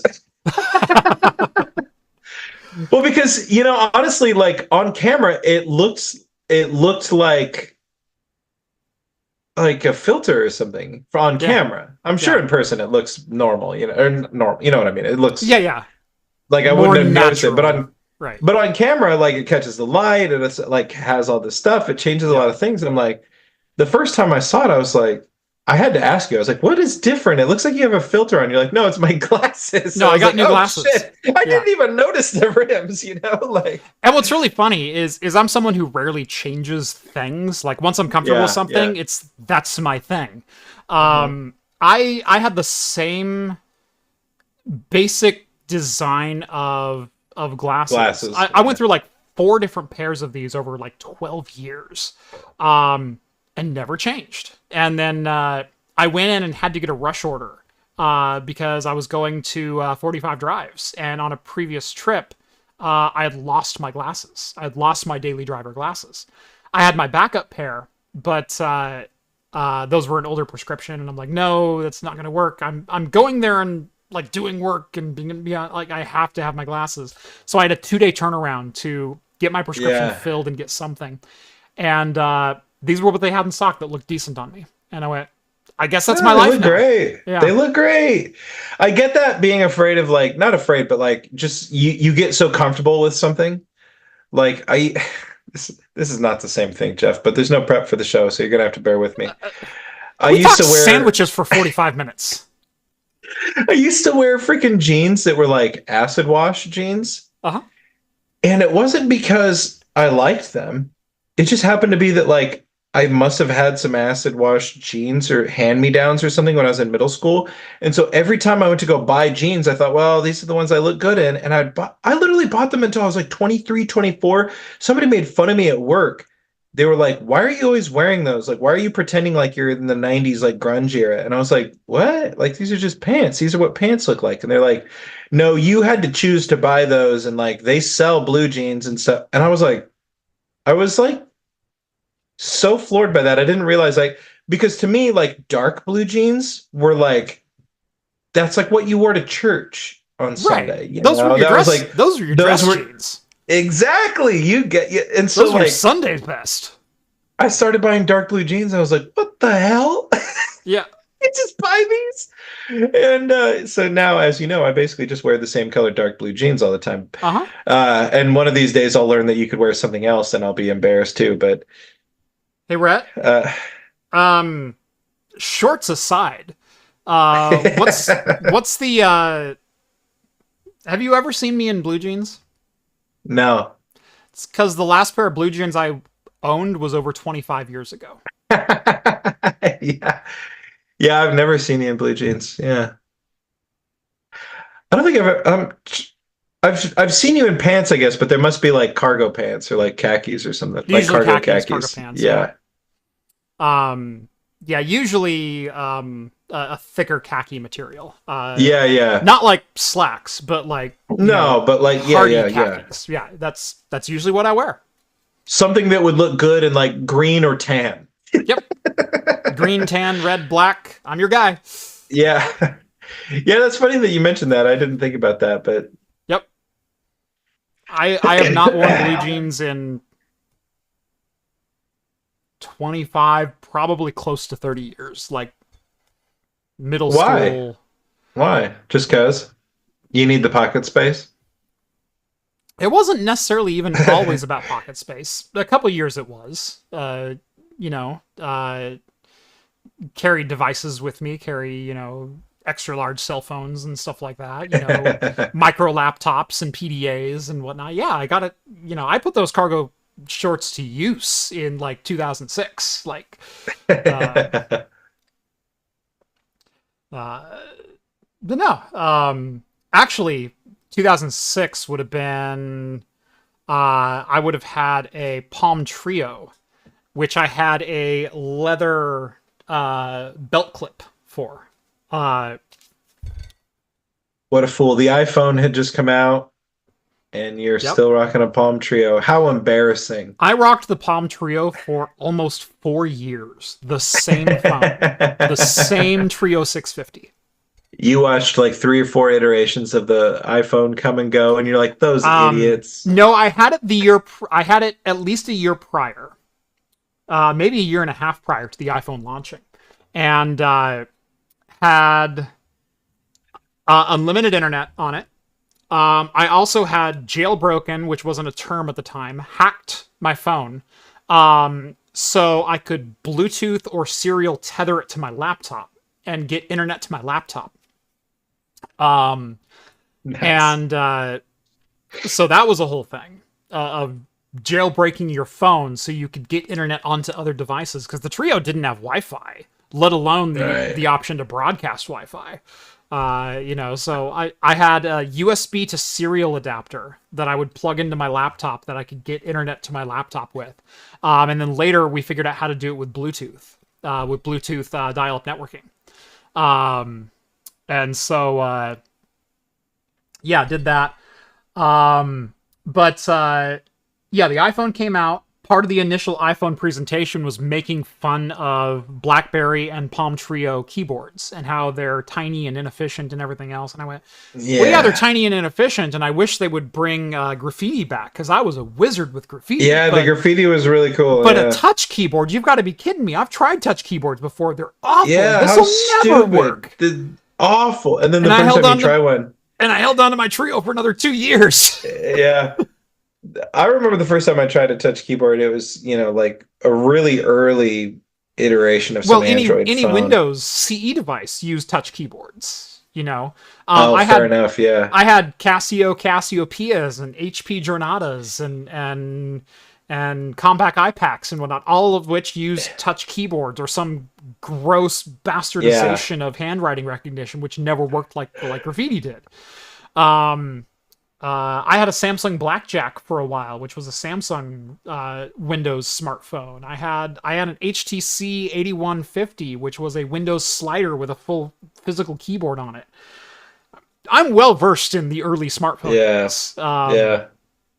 But always came back to the Trio and rocked that Trio for, like I said, 3.5, almost 4 years. The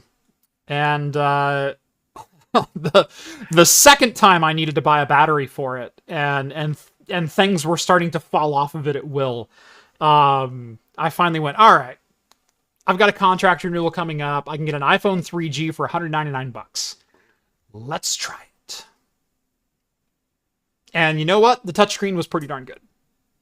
Yeah, it's game changing when you try that and you get that like haptic feedback, and you're like, what?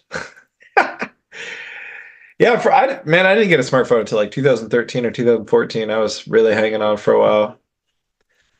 But what are you going to do? Well, you were waiting to see if you needed to buy a widescreen or not.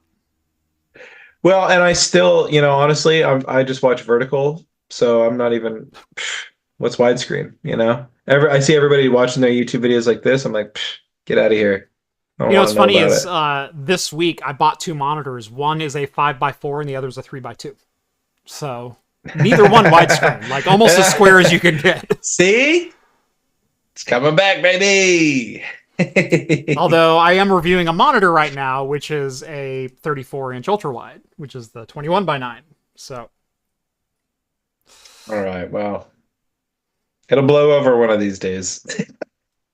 Touch keyboard versus membrane keyboard. There's a great question. I have used some really great implementations of touch keyboards, including, the iPad, where I could throw an iPad sideways and then lay it on a desk and type on the iPad. And it's a good enough version of a keyboard where I can type. I can almost touch type with an iPad keyboard on the touchscreen. Membrane keyboard, you have to go a little slower. Your feedback's not as crisp as you would like it to be. I can still touch type a membrane keyboard. It's just not enjoyable. It doesn't feel very good. It's a little mushy. I make more mistakes. But I make more mistakes on a touch keyboard too. So I like membrane. 50-50.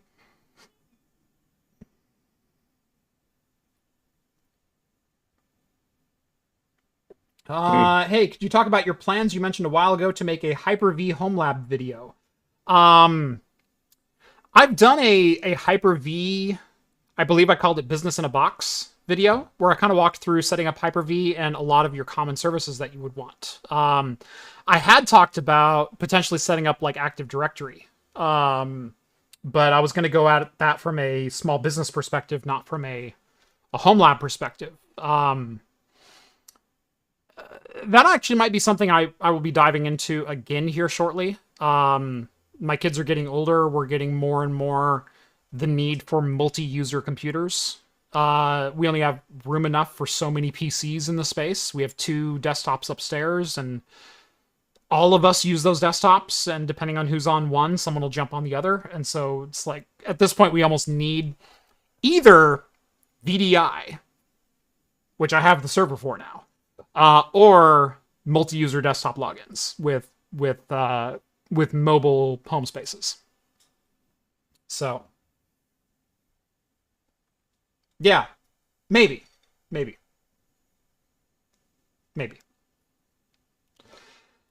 Here's the thing, touch versus membrane.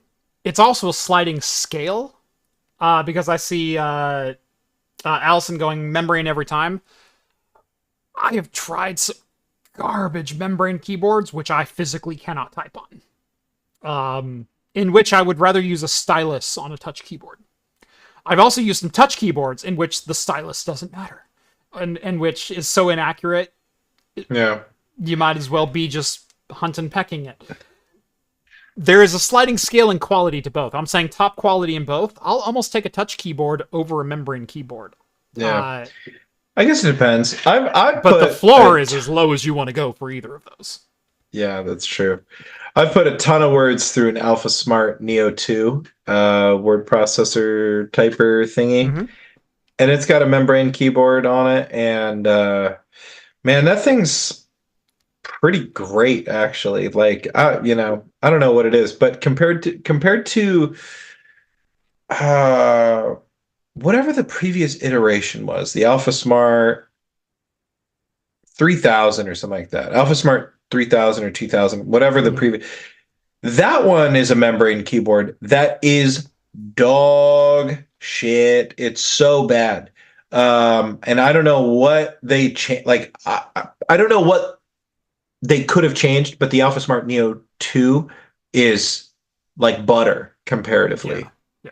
I think it's, I don't know, it's, the action is smoother. Maybe it's the keycaps themselves are also like nicer. They've got kind of like the keycap shape has a lot to do with your feel, your feedback, your actual actuation, everything.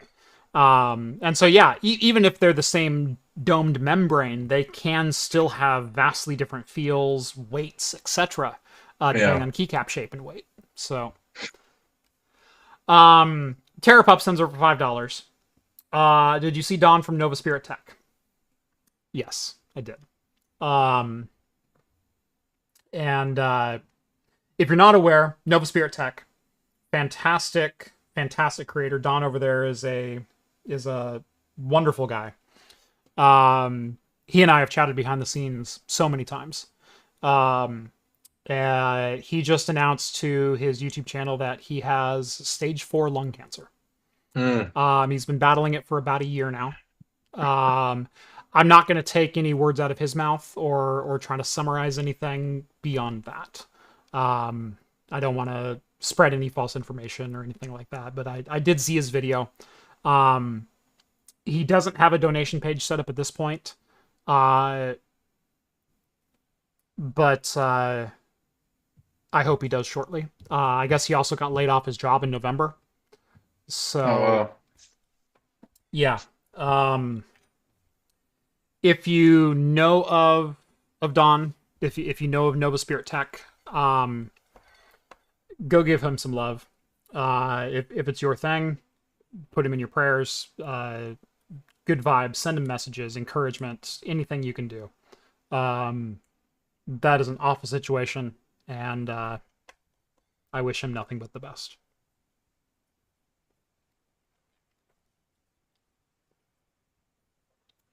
John J says, sounds like need for second remote rack with more servers. Yes. Obviously. I will say I had a situation this last week, which I've never had in my home lab experience before. I popped both of the breakers, both of the 20 amp breakers behind my server rack, and overloaded the UPS unit to the point that it completely shut down. So I walked out to my garage and there's not even a fan spinning. There's not a beeping from my UPS. It's just everything is dark. That garage has not been silent since I moved in. So that was a new one.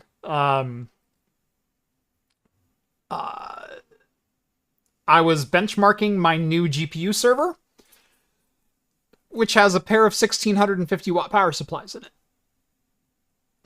And I happened to be drawing on all 4 GPUs at the same time and doing some stress testing. And how far can I push this thing? And I wasn't in the same room, so I didn't hear my UPS yelling at me that I'm drawing nearly 600 watts through a 1000 watt UPS unit. So when the circuit tripped, The UPS went, I'm a checkout. Nope. No, thank you. I don't want that. Are you running 110 or 220? I am still on 110. I have the 220 breaker conversion. I haven't converted over to 220 yet, but I have the breaker. And I need to replace the plug. So I can fully convert over to a 30 amp twist lock 220. The cable that I ran was 12.2. So the cable that I ran is more than adequate for running 240, at least on one of the two circuits. And I just need to swap the breaker out. I need to do the twist lock 30 amp. And then I also have a 3000 VA UPS unit that's ready to go in with brand new batteries. I just haven't done it yet. So that would have solved so many problems. But yeah.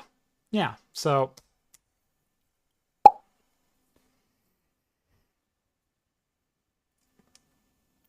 running 220, your power bill will be lower. Not by much. And if you knew anything, I've talked about this on the channel. I don't have to worry about my power bill too much because we're 100% hydro, or we're 98% hydroelectric here on a publicly owned, community owned. What is that? Stakeholder owned. If you live in the community, you own a piece of the electric company. Co-op. It's co-op. I knew I would get there. And we're 98% hydroelectric. And my electricity is 7.4 cents per kilowatt hour. Literally the lowest price in the country.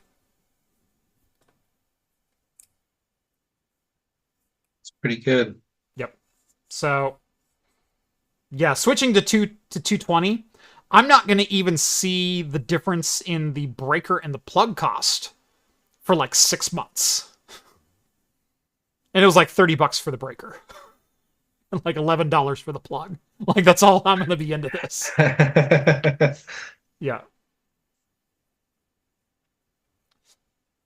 The other fun thing is, I've talked about this on the Discord. I don't know if I've ever talked about it at length on the podcast, but maybe we'll talk about this a little bit. A lot of people are well aware of the water access, the easy water access that I have here on my property. There's an underground river that runs below my house. About 4 feet below grade of my basement. I'm in a daylight basement. We are 5 feet below grade here. About 4 feet below the basement, there's an underground river with untold flow. And kept unchecked, it will flood my basement. Has flooded my basement before.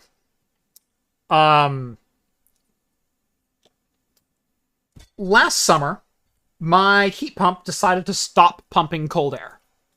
And that got really annoying. Called out 3 different HVAC companies. And by the way, this is a Train heat pump that was installed in 2017. Brand new unit, 6 years old as of last year. Probably can't handle the fact you keep it at 60 year round. 75 in the summer. Okay, 68 it feels like 60. 68 in the winter, 62 at night. You weren't here at night. 68. I am not my father.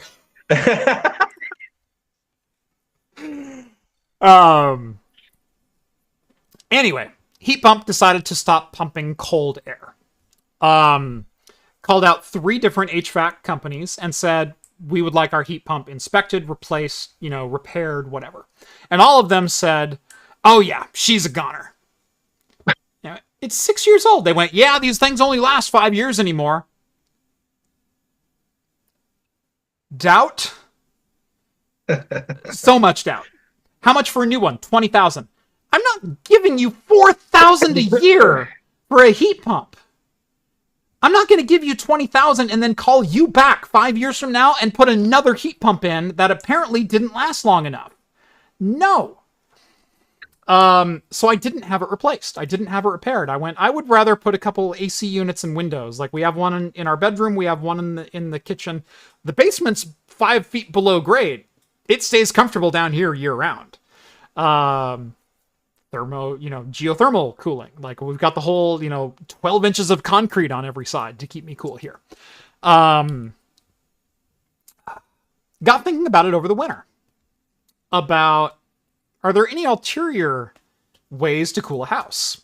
I thought about building a giant evap cooler, because during the summer we have like 10% humidity here. Evap cooling is very efficient. Pipe some water into it, cool the water down through evaporative processes, pipe that cooled water down through some radiators in your HVAC system and blow air through it, and boom, you have cooling. It's not going to be, 12 degrees Fahrenheit. It's going to be 40 degrees, but still thermal density of water is pretty high. You can draw a lot of heat energy out of the air using 40-degree water. Well, then I got thinking even further. Well, how would I add water to an evap cooler? Well, I have a bunch of water thanks to a couple sump pumps that I'm currently just spending electricity to pump off property. What if I pumped that water into an evap cooler? And I said, why am I going to bother evap cooling it? The water coming out of the ground is already 46 degrees. Why don't I just pump that through a radiator? You got a gigantic heat sink right below you. I got a gigantic heat sink with literally unlimited supply that I'm already using a pump to pump that excess water off property. Why don't I pump it through a radiator before pumping it off property? So that's what I'm going to do. I am going to be ordering here probably next week. I've been drawing up plans and schematics and everything else for how I want this to work. I'm going to put a 55-gallon drum down in my crawl space. There's actually a concrete pad, which on the concrete pad sits my my water heater. So right next to the water heater, I'm going to put my water cooler, which I'm going to take the sump pumps, which are right now, there's a sump pump at either end of the property. And right now they're just diverting water into the street gutters, and pumping it off property. I'm going to, instead of pumping it off property, pump it into that 55-gallon drum, ensuring that 46-degree water hits that 55-gallon drum. At the bottom of that, I'm going to put a submersible pump that'll pump water up into, and right above this cement pad, by the way, is my air exchange for the entire house. I'm going to add like a 1-foot extension of ducting to this, and I'm going to put 2 car radiators, 2 transmission radiators that are 11-inch square, in line with that. I'm going to pump water into those in series, and then dump the hot water back into that 55-gallon drum. But I've been thinking about this. Well, I don't want the 55-gallon drum to heat up or anything like that. So I need to pump the excess water off of that. Oh, and also it's going to be constantly filled with water, with cold water. I want, once it gets to a certain level, to pump that excess water off property now that I've heated it. So we're going to have basically a tank within a tank.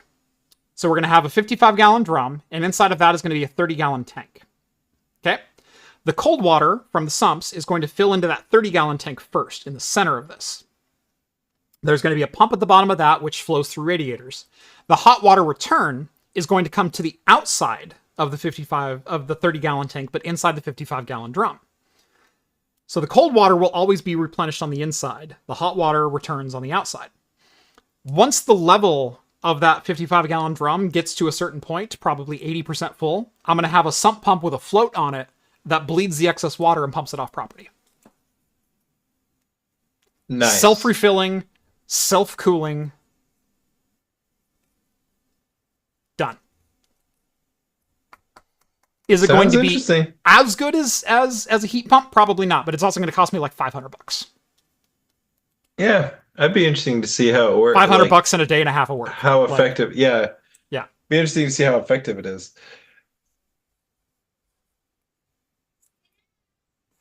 I am not my father, says a dad and a granddad cat. How do I say this knowing he's watching? My dad currently wears a cowboy hat, so I'm that city slicker kid now. Love you, Dad. Uh, yeah, my heat pump came with a 10-year warranty. Ours probably does. I also thought about going back and seeing. Unfortunately, we bought the home in late 2017, or sorry, late 2019. So previous owner. I don't think we have much of the documentation. We do have the documentation that says we bought it, but I don't know the vendor who. And likely any vendor that is going to contract with Train is going to charge us anyway. So it's like, I don't know. I don't even know. I can't for the life of me understand how they justify saying, "Oh, these things only last 5 years anymore." Then you're either not installing it right, or you're installing undersized things, But I also never want to do business with you again, because that's absolute highway robbery. That's just a damn cartel at work. You know what I mean? Because that's everybody's saying crap like that. Yeah. Like, you're gonna go to another company who's just like related with them or does business with them or waits for them to screw up, and they're gonna be, well, yeah, I mean, they don't last 5 years. That's ridiculous. But yeah, you're not gonna get 10 out of it. And anyway, it's gonna cost you $20,000. I'm not paying $20,000 every 5 years for air conditioning. I will hang AC units out of my windows if that's the end game. Because no, I'm sorry. I don't have a heat pump or central air. Yeah. And I plan on going until our furnace gives out, and then I'll figure something else out. But I don't know if it will. Yeah. Things been going forever. Yeah. If we ever end up fully replacing our furnace and air conditioning and heat pump and everything else, I'm likely going to go with one of the high pressure, low volume setups, where it's like a 4-inch duct that you run to every room. Right. We have a crawl space behind this wall right here that is equally as tall as this room. It's 8 feet dug down into the ground with the kitchen and bedrooms and living room above it. You can stand under there. And our furnace is under there, as well as our water heater. And then our heat pump is actually just on the other side of this wall right here. But if it all needs replaced, I'm going to put like a little split unit AC heat pump in, and I'm going to use one of the high pressure units, and I'll just run 4-inch ducts to everything. I'll eliminate all of the, 12-inch ducting that we have running everywhere.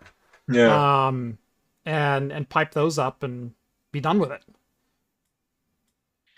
Somebody says, do you need AC up in the PNW normally? And like historically, no, but like the last several years, yes, it's becoming more and more of a necessity. Yeah. Growing up, we did have air conditioning in the house I lived in between 4th grade and 10th grade or something like that. Oh my gosh. I never had AC until I was an adult. we had central air installed there. I've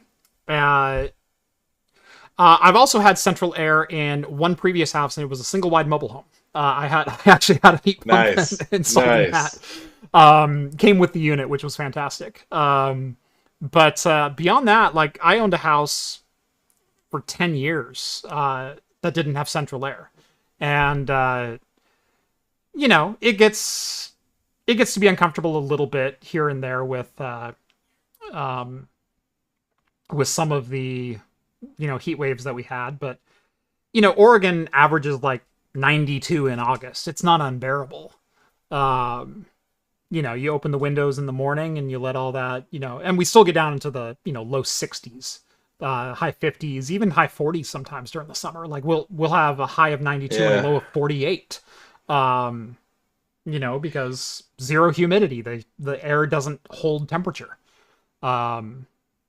So yeah, it's not unbearable and it's not overly humid. But then again, we did have a historic heat wave which killed like over 100 people. Yeah. Maybe even more. Yeah, so. We also 2 years ago hit 117 degrees in June for 5 straight days. Yeah. Oh yeah, dude, that was so surreal. Like I remember when it finally broke 80, I was like crying. It was like so weird. I like not like emotionally, like thank God. It was just like a pure physical reaction of just like relief. It went Like, down because 40 degrees and was still convertible weather. yeah, Do yeah. people understand that? And it dropped 40 degrees in like 2 hours, three Yeah. hours. It happened so quickly. It Yeah. was unreal. The heat was so bad, it blew out my pump for my pool. Like, Yeah. yeah, so wild. Yeah. Not tech support sends over $20. Thank you very much again. Here's $20 to affirm that key profile can save a rubber dome. And this comment is enough to dox myself only if you're already on the Discord. Yeah, no, we were talking about the alpha smarts and key layout and key shape and size and profile. And yes, absolutely. You get the right key. Look, I loved Apple scissor keys, their scissor mech. When it worked, God, it was good. It had a high failure rate, but it's one of the best feeling mobile keyboards I've ever used. And yeah, it was still rubber dome at heart with a scissor mechanical action, but as far as accuracy, as far as feel, second to none. It's the best laptop keyboard I've ever used. So yeah, there's a lot of merit to that. I've used some really good dome mechanical keyboards. I've used some ones that I'd rather never touch again. Net Guy sends over $20. Thank you very much, good sir. Sign the petition to make Shuttle Bay boats only. Nobody calls themselves captain of their car, nor is it a ship. Not a cat sea. No AC at sea level. I'm on a boat. I'm on a boat. No, because a shuttle, you're not captain of a shuttle. You can be captain of a small ship you can be acting captain of a ship like the Defiant or something like that. Never once, and again, my Discord is Star Trek based, and so I'm going off Star Trek lore, and this also relates back to naval lore, which you are also arguing. You can be the captain of a tugboat. You can't be captain of a rowboat. Captain implies you are commanding crew. Well, rowboats need a crew. No, I don't think they do. Yeah, that's true. I guess you wouldn't like captain a canoe either. So yeah, you are not captaining a car because you're driving the car. You're not captaining the car. A bus, you're not commanding crew. You're a passenger pilot. What about a tank? There's captains in tanks. I've seen you are a captain of a tank because you are even if you are a captain operator, you are operating a station and commanding another station that you are not physically operating with another function that is not entirely under your control. And I think that's what denotes captain from pilot. You can pilot a shuttlecraft. Dangerously close to the sandwich thing again. Right. You can pilot a shuttlecraft. That does not make you a shuttle pilot because you are not commanding other stations. You have 100% of all ship controls at your station, which you man. Yeah. Interesting. Rowing is literally called crew, though. Interesting. Yeah, he's got a good point. I saw Social Network, too. John, I hate to break it to you, but on your boat, you're not captaining crew. I think you're a boat pilot. I've been on yachts, I've been on catamarans that require, outriggers and rig workers and things like that. If you are piloting a catamaran and you are, hoist sails, pull this way, rope feed, whatever, I believe you're captaining.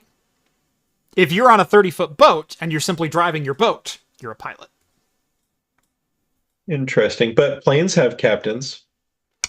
Planes have captains because there's also a co-pilot and usually someone else there. The pilots are also in charge of the stewardesses who are accommodating crew or accommodating passengers. All right. They are in command of people below them, operating functions that they are not operating. So then what about trains? Why don't they have captains? Net Guy chimes in and says, son of a gun. He knows I'm right. He knows I'm right.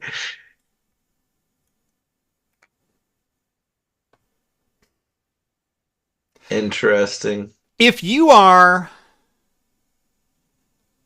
If you are in the Middle East and you're driving one of those converted Toyota Tacomas with a minigun in the back, I believe you're a captain.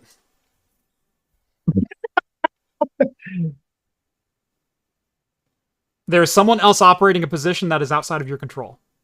Why does that have to be just the Middle East? We can convert our Toyota Tacomas here. Right? Actually, for the haunted house, I fully considered modding my truck to be like a zombie repellent vehicle. And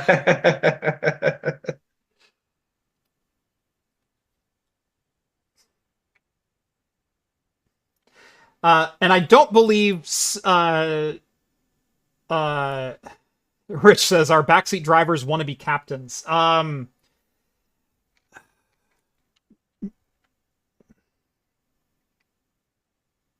I don't know if they necessarily want to be captains, but they do want to be chauffeured. And so you can tell them where to shove that. Technicals, that's the word I'm looking for. Yeah. Technicals is the converted Toyota Tacoma with a minigun in the back. Yeah. The technicals, yeah. What if you're up on two wheels hanging out the window of said Toyota Tacoma? Well, then you're a bad captain.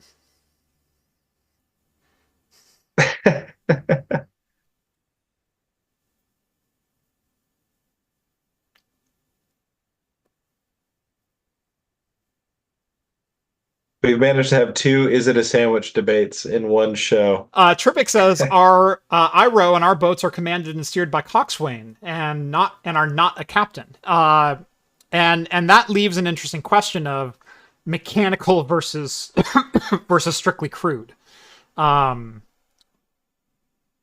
So I don't know. I don't know where the definition lies, but that's where I'm claiming the definition of to be a captain of a vessel.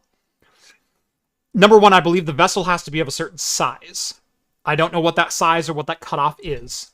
And it's also commanding crew who are in charge of stations that you are not directly in control of. So if you are a sailboat captain or a yacht captain, you have crew who are doing other functions on the ship which you cannot directly do yourself. That makes you a captain. Yeah, it's much more like a managerial role. A general managerial role. Well, you can be a captain and still be the pilot of the vessel. Sure. But you're managerialing people. You're managing the engineering and operations side. It's just like as general manager of a haunted house, you can put on makeup and go and scare people. Right. But you're doing other My stuff job too. description still includes the job description of everyone below me.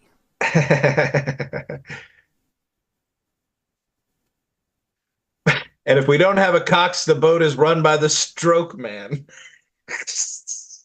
Oh, Jesus. Oh, God. You can't make that up unless you did, in which case you got me.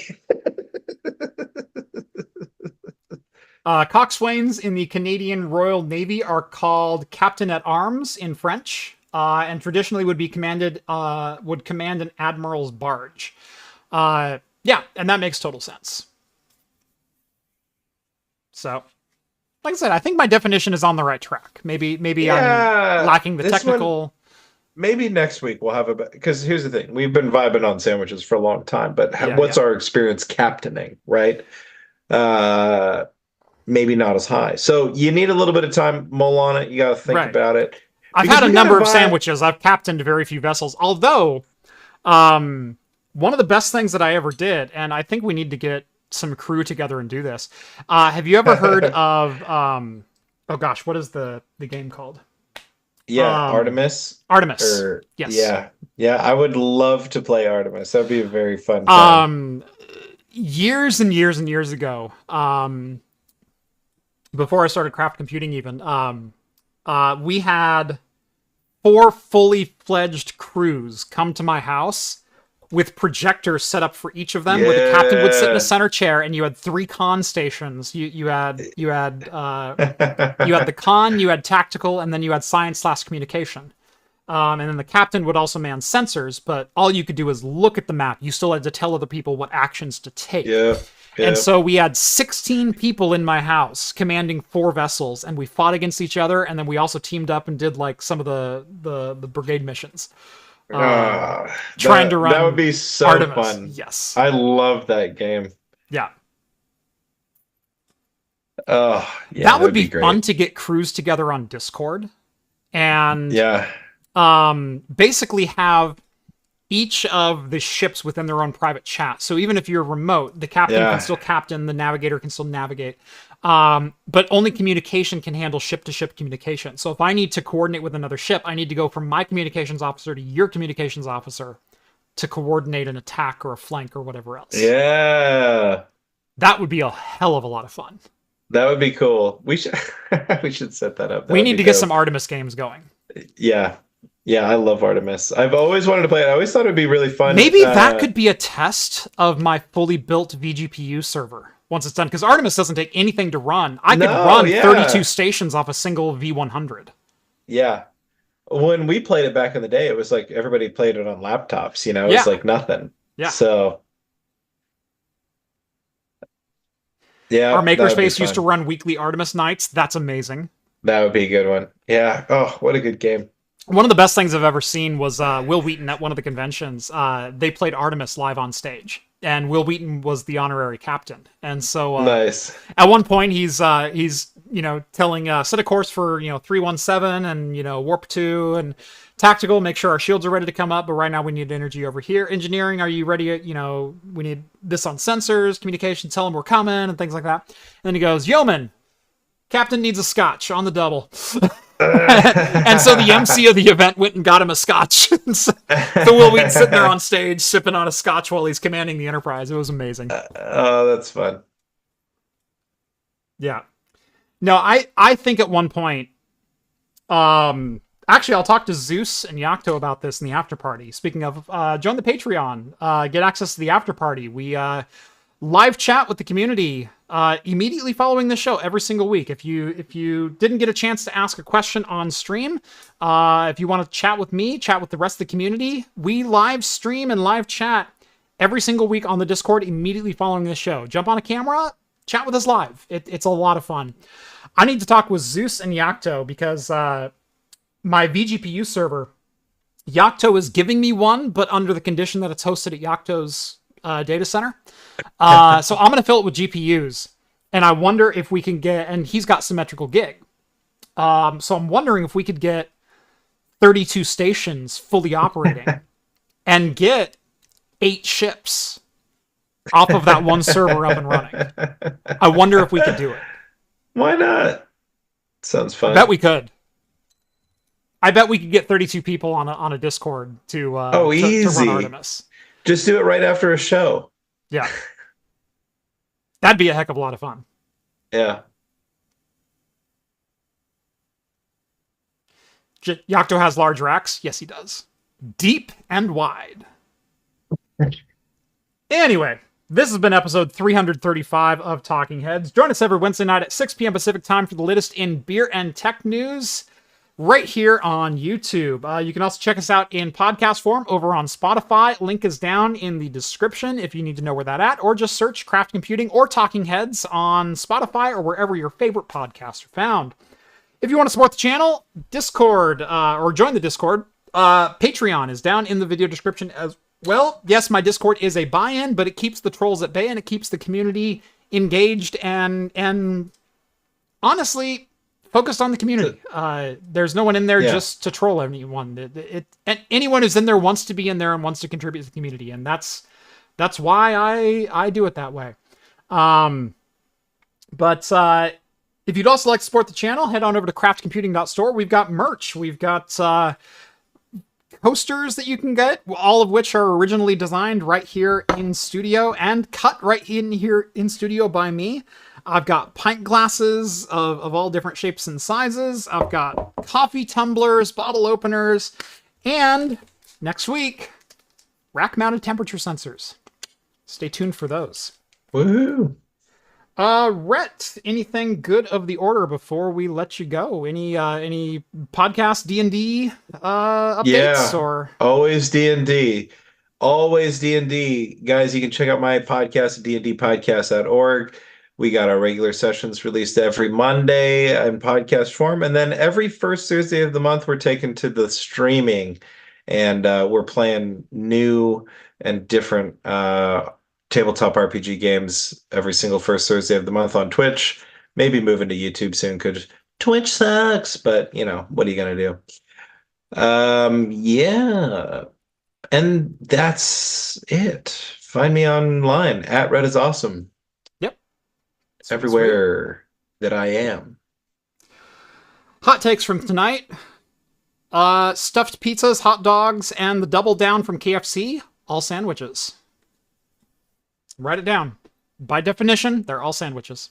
This is the official stance of craft computing, and we will go to war with any other tech show that disagrees. And now, I kind of really want to double down. I don't think they do them anymore. They bring them back every once. It's kind of like the McRib. They come in right. style. Okay. Yeah, I've seen that. Yeah. Yeah. Classic KFC. Yeah, there's no KFC within 20 miles of me though. So, but I kind of want to double down. That irritates me. Anyway, join us every Wednesday night, 6 p.m. Pacific time. Latest in beer and tech news. And as always, we'll see you next week. Cheers, everyone. Aye, aye, Captain. Rhett, you have the con. Captain needs to pee.